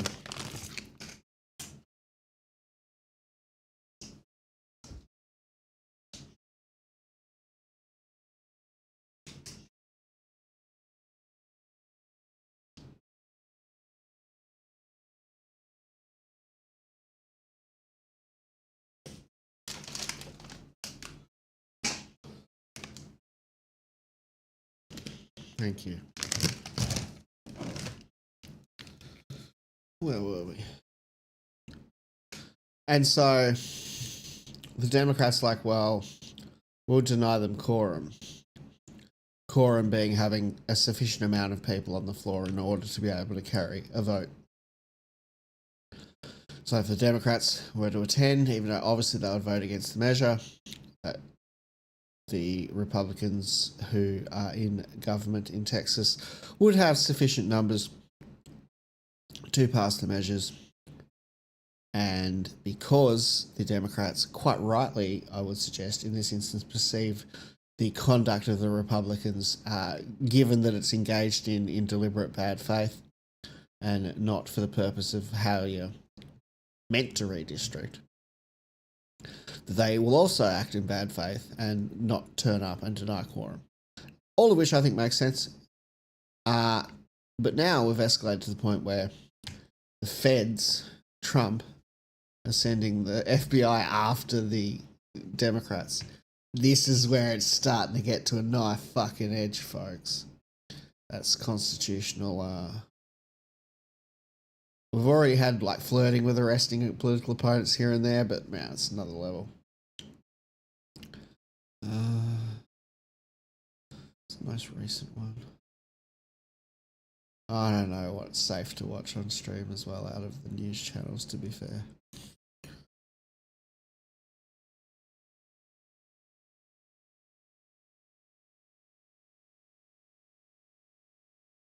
What the fuck is this? That's our friend! This is the guy that's helping us with friends like that! Who needs enemies? What the like how much of a f***ing hell Satan spawned demon piece of how demonic do you have to be like, yeah. Okay.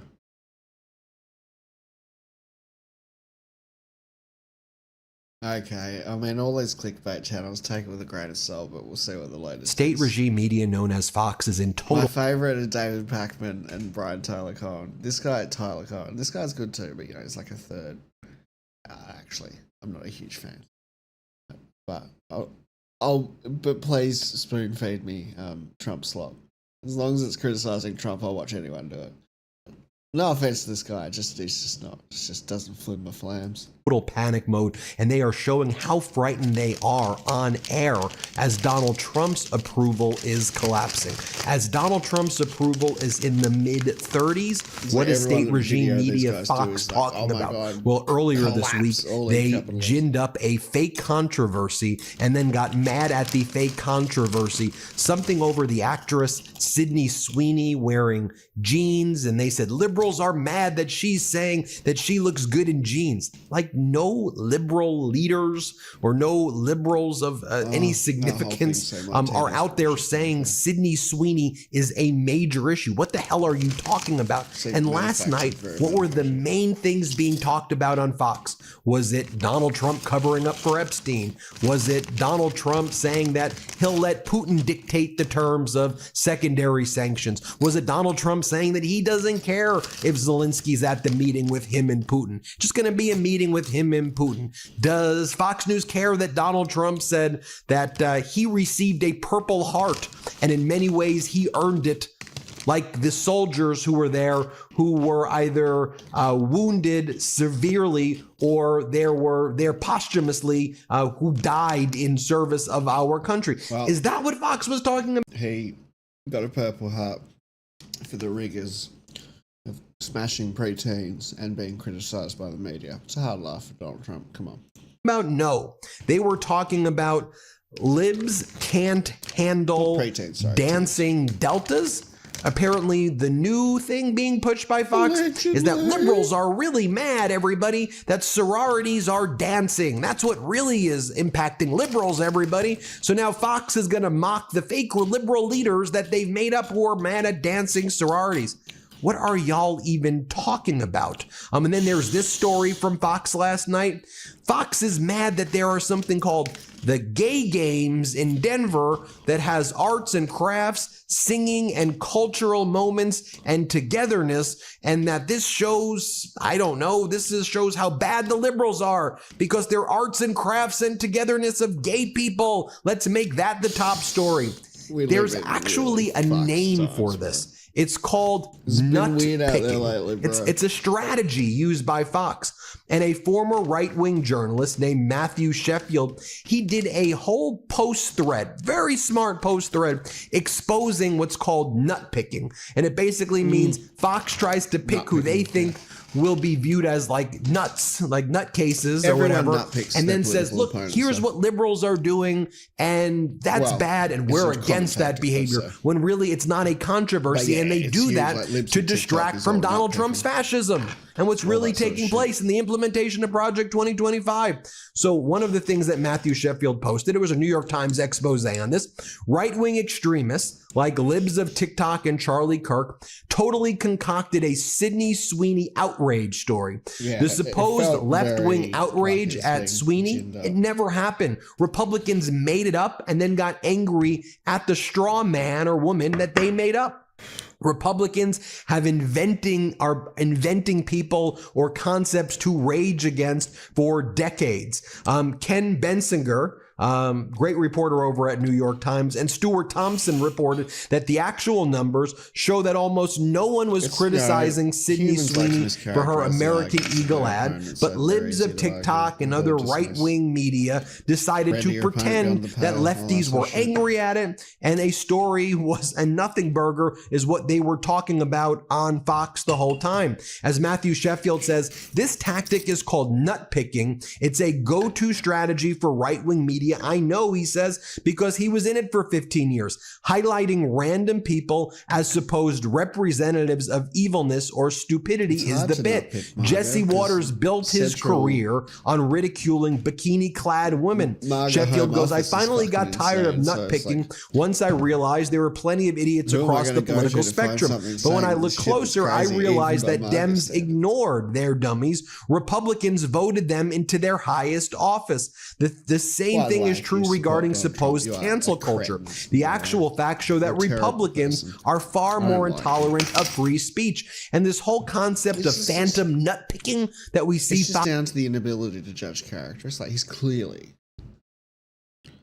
Like, I'm not some bleeding heart lefty. I spent the last few years criticizing the excesses of the far left. Those people shit me. If you put far in front of a political ideology, the resulting political ideology is probably going to be fucking stupid. So yeah, I'm not some bleeding heart liberal.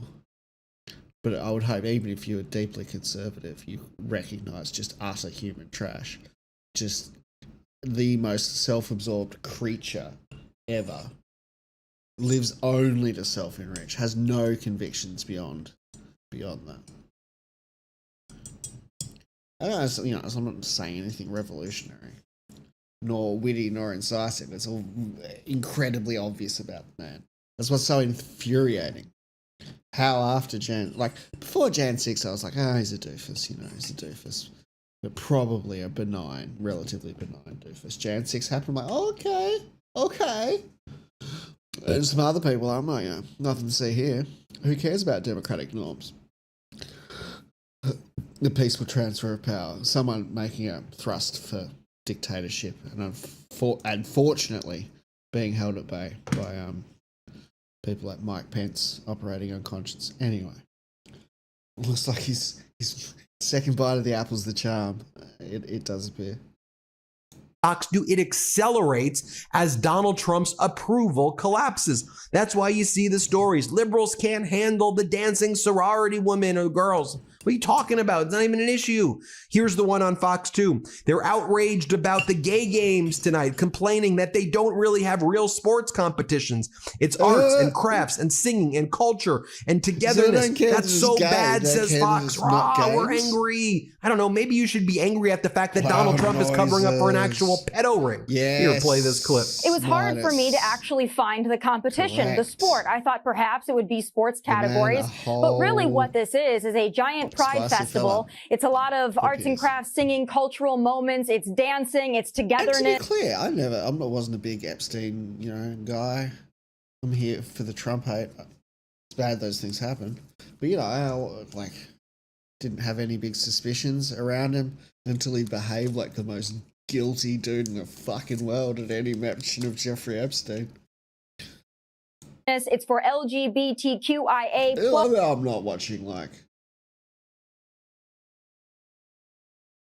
actual news presentation. I'm just watching slop and talking shit. What an age we live in. I'm not sure by the time we get to 2030, there might be a few other letters added to that. I'm not entirely sure. But again, this is the gay community, the radical part of the gay community that doesn't want to be equal, that wants to be special. Really look at me. We need our own separate things. We need our own separate areas.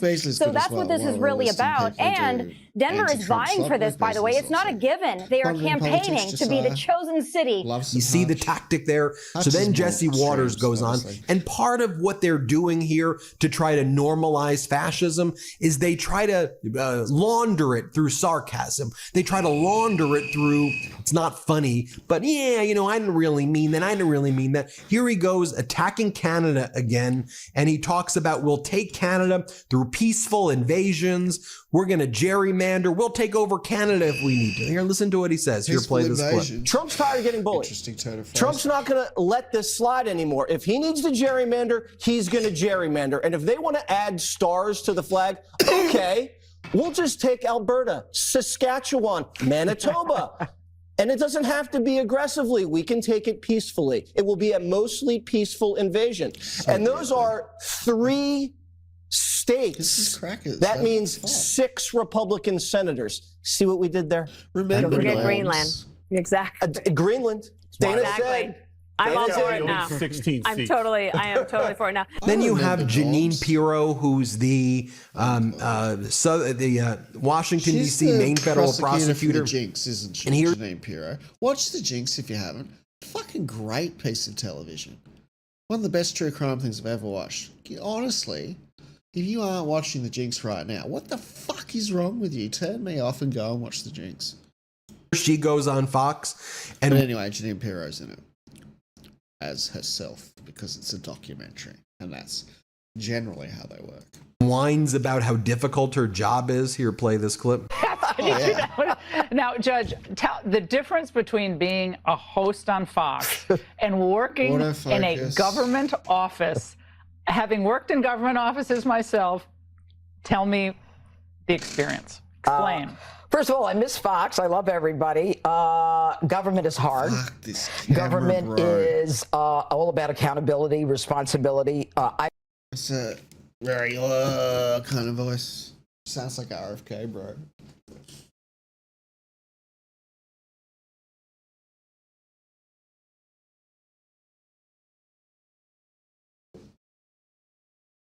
Oh yeah, this is a clip where she's basically doing a casting call for staff on air. It's crazy.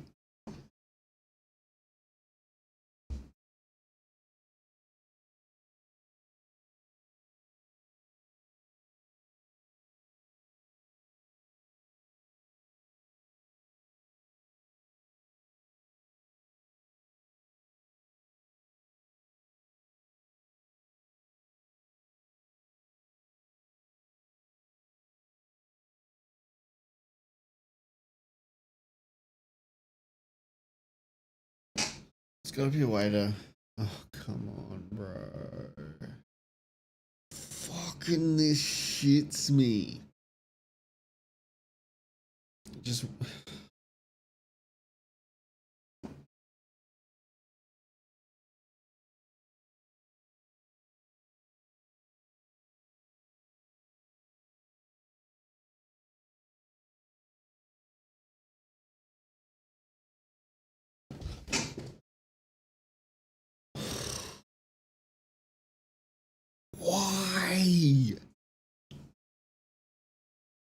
don't have the ability to deal with this right now.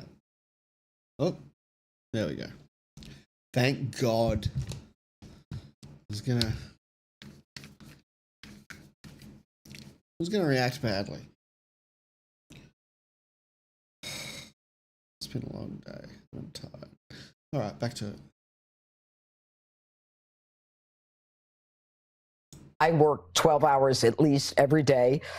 You're never not working. You have to pay for water. The government, they waste, let me tell you, they waste millions. I'm looking at contracts. I want to indict people for contracts that the U.S. government has given out voluntarily. The worst waste of money, and then they get you on little things. They don't care. And then they say to my prosecutors, the AUSAs, you got to join the water club for $7 a month to drink good water. I mean, you it's can't get a glass of water in your office. No, they have to pay for it. They have to join the water club. Yeah. All right? It's ridiculous. My job, I have great prosecutors in my office. I'm very... There's no consistent principles. You might be able to...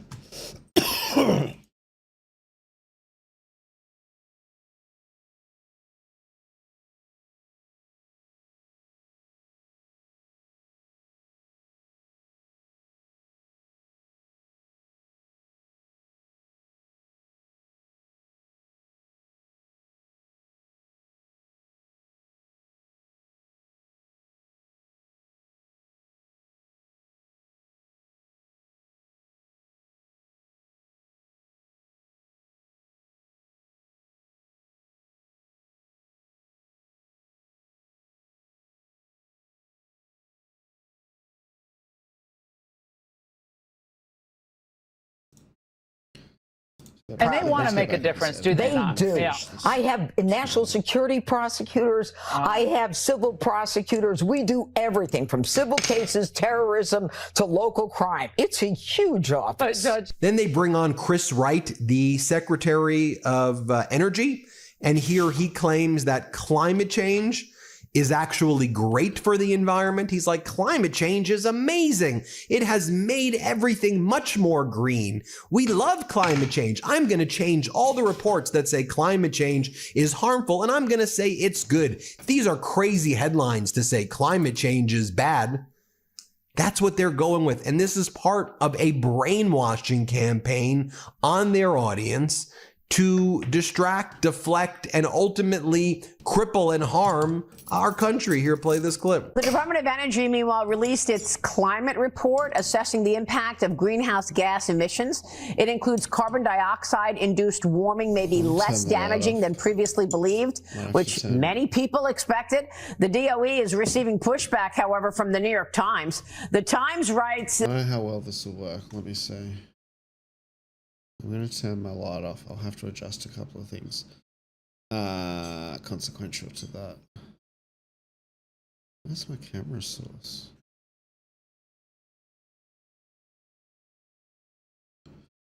Where the fuck is my camera source? Ah, there. So...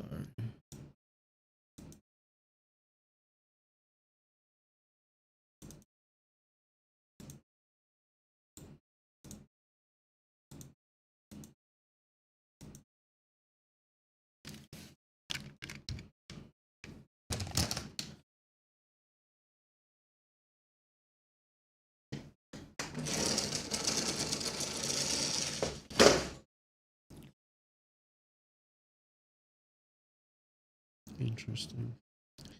Now, I'm going to kill a light source, so... that is, maybe... Well...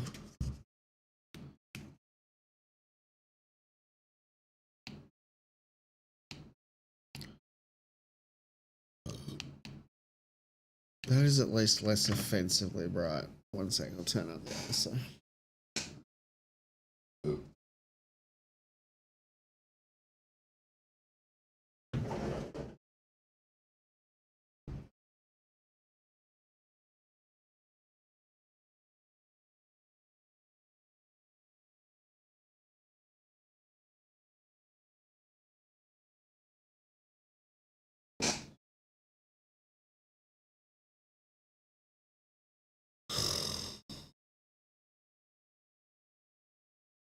Hey, there we go. One more ISO, I think.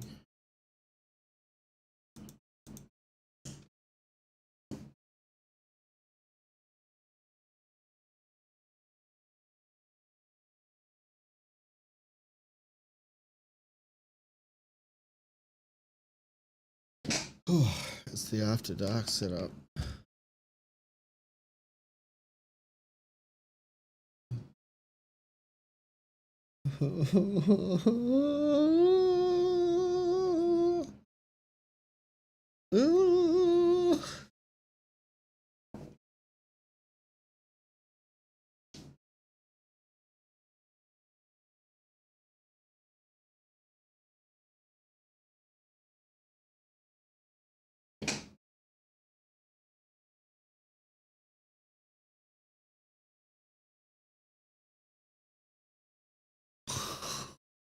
I think it's because,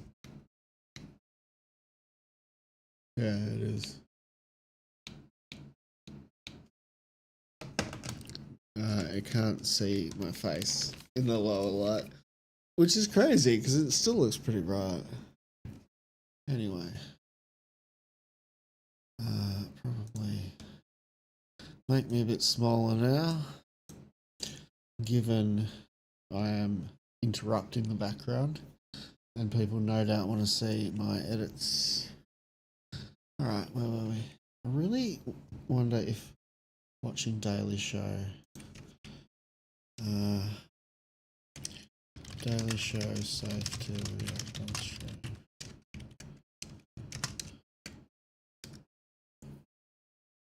What?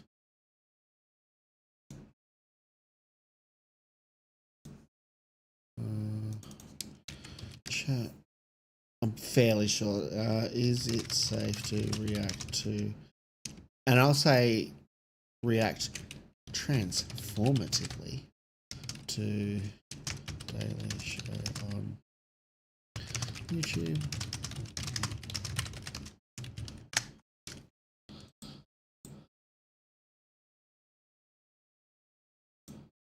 How is transformatively not a word anyway?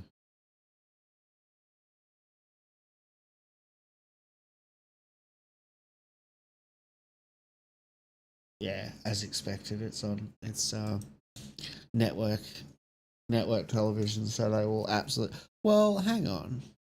What if I played it at different speed? How reliable is that shit?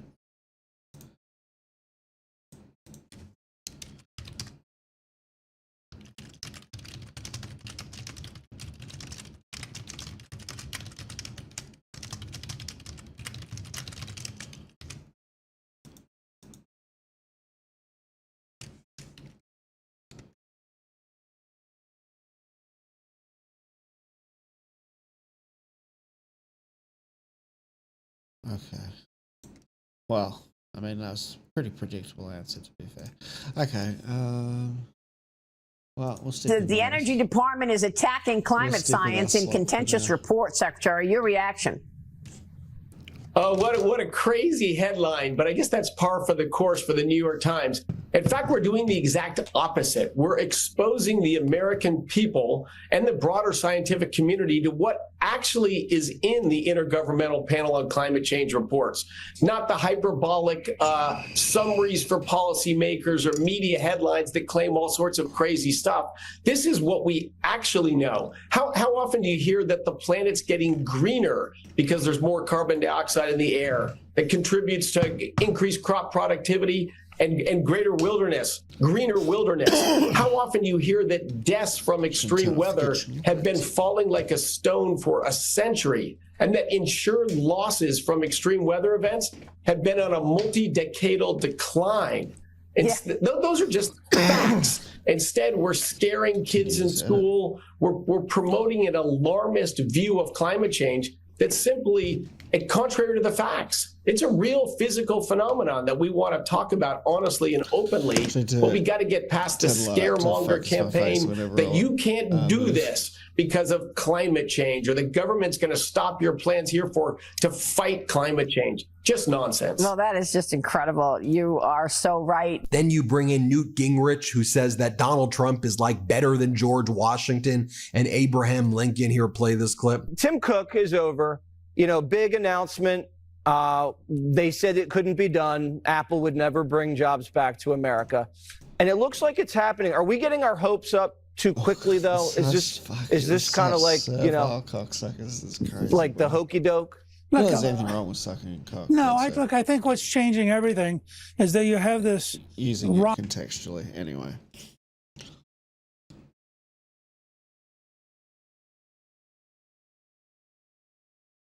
What? Take a look at this facility right here. Okay, it's clickbait. It's going to be like, it's so bad, the security, you could just walk away. And it does actually look like it probably doesn't have the best security, but as if they haven't beefed it up with her being there. Oh, I did want to see the Brad taste. Is it bad to react to Nick Diorio, to react to another streamer? I like Nick. I don't want to watch it. Anyway, it probably is. We probably shouldn't do that. I do love Nick Diorio, though. Nick Diorio, though. The thing I love about Nick Diorio is like chaotic evil. Usually, with most streamers, even people who are quite edgy, there's usually something indicative of a heart of gold under it. Nick is just all content brain. It's fucking great. He's not, it doesn't seem like a bad person, that's it. He'll just like coldly laugh at some awful shit and you're like, yep, it's fair, he's not wrong. Where are we?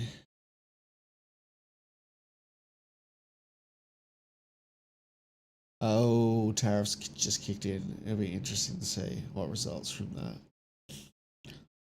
Okay, I'm scared of watching any of these news programs. For content I do.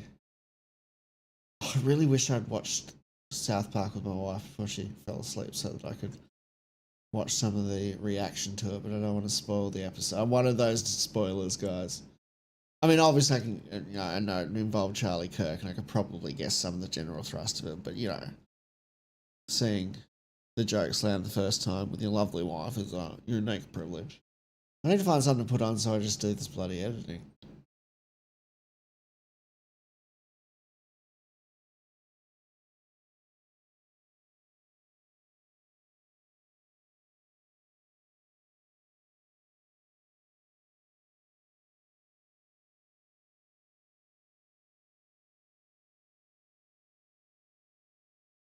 What?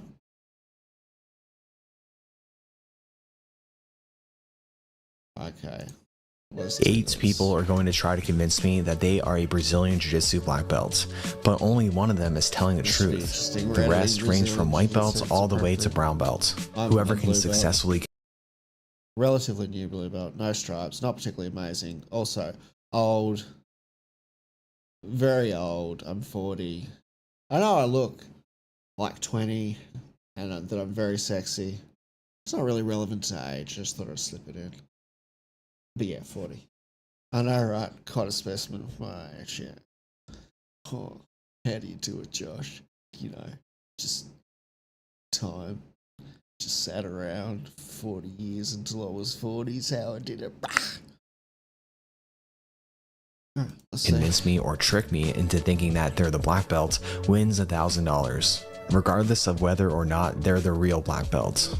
First, each participant will go through an interrogation round where we ask the hard questions.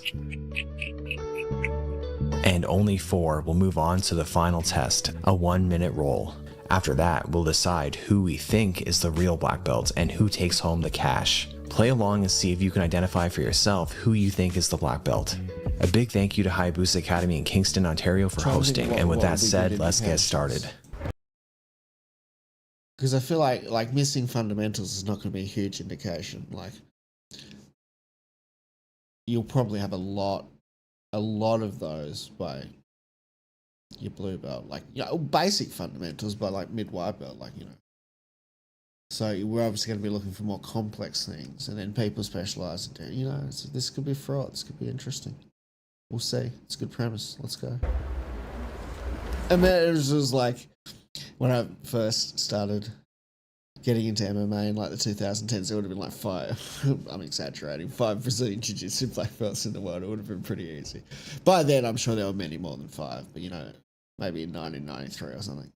Whatever. I'm sure even then there were probably hundreds. All right, tell us your name and a little bit about yourself. My name is Anton. I'm 30 years old. How long have you been doing jiu-jitsu for? In my early 20s, I started. At like 9 years, 10 years? About 8 years at this point now. Do you know who wrote? So his early 20s were 8 years ago. He was like about 40. And I'm 40 and I'm hot, so that's not like an insult.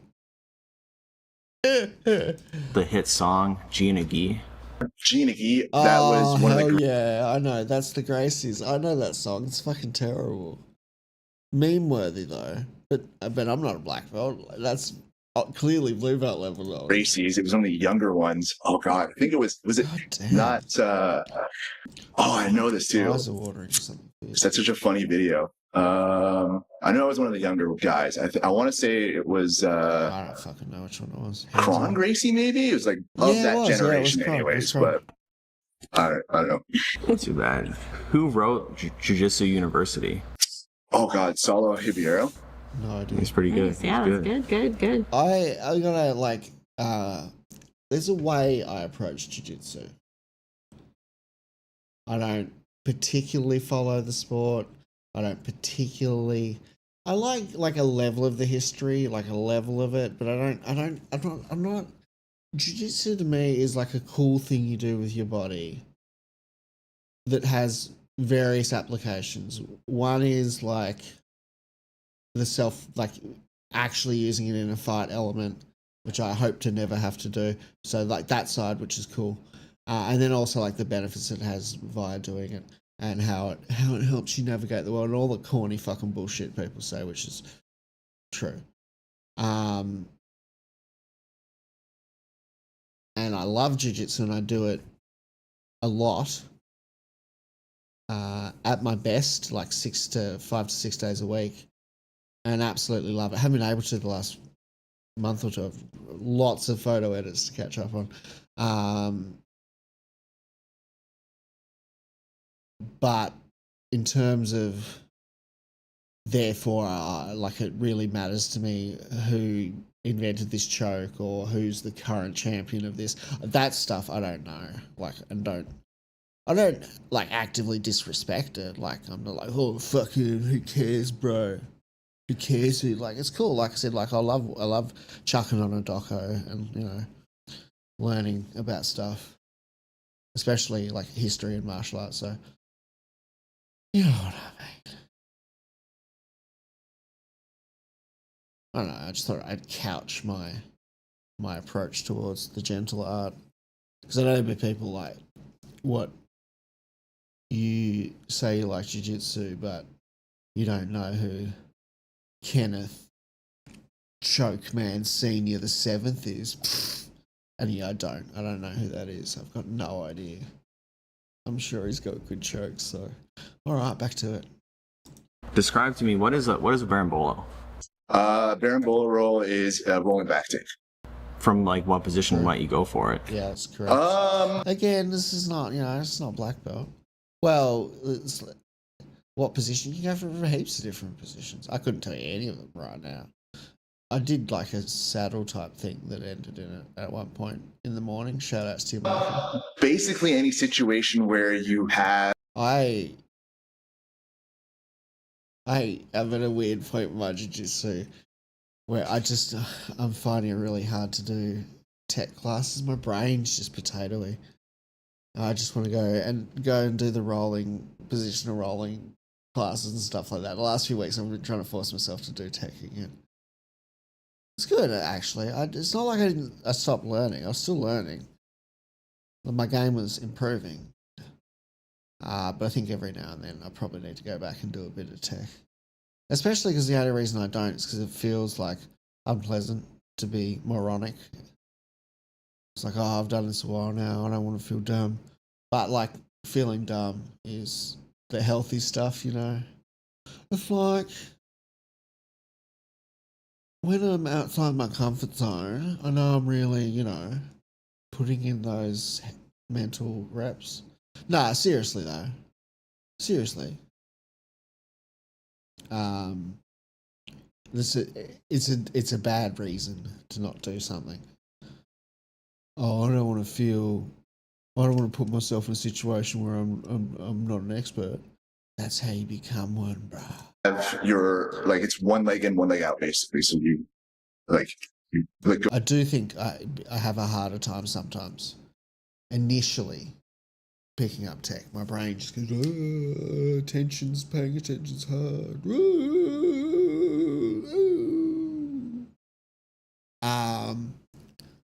But once I've learnt the tech, then I've learnt it definitionally. The first part of the sentence conveys that.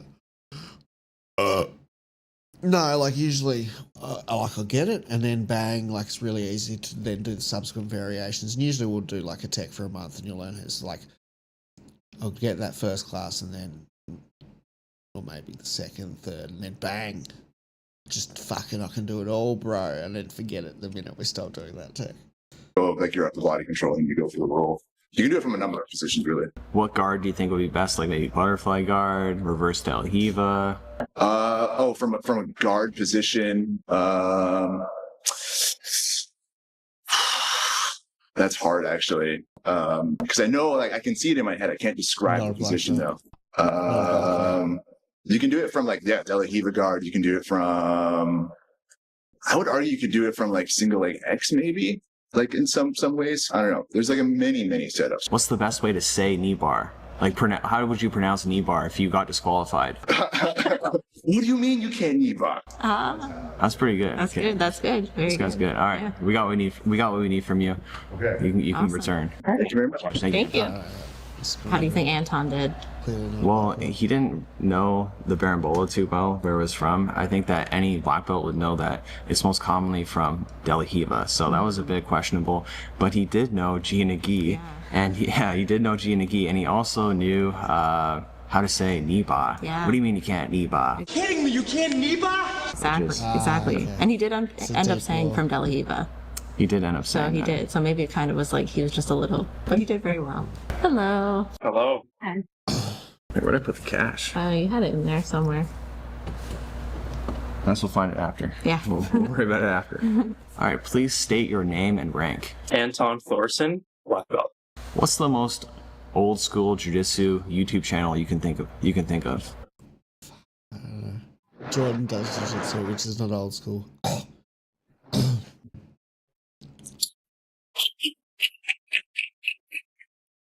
Maybe Ryan Hall was on YouTube first. I don't know. How long have you been training for? Like 12 years. Long time. Yeah. Have you competed much? Yeah. How many points do you get for side control? 12 years for a black belt. Good job. Good. Good. Yeah. Good. Pretty good. All right, according to Michael Goldberg, who's the Michael Jordan of jiu-jitsu? Oh, I feel like it depends who you ask. I think people you ask now would probably say Gordon Ryan. I think maybe. I'll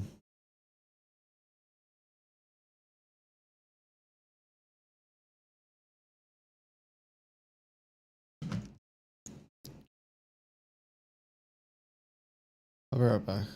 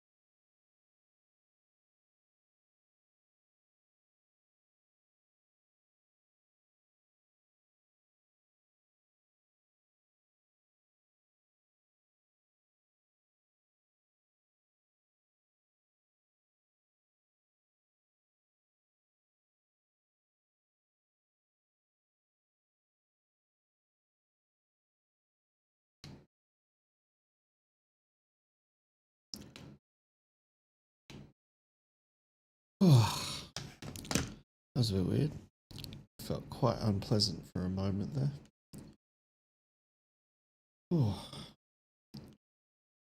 It's the light.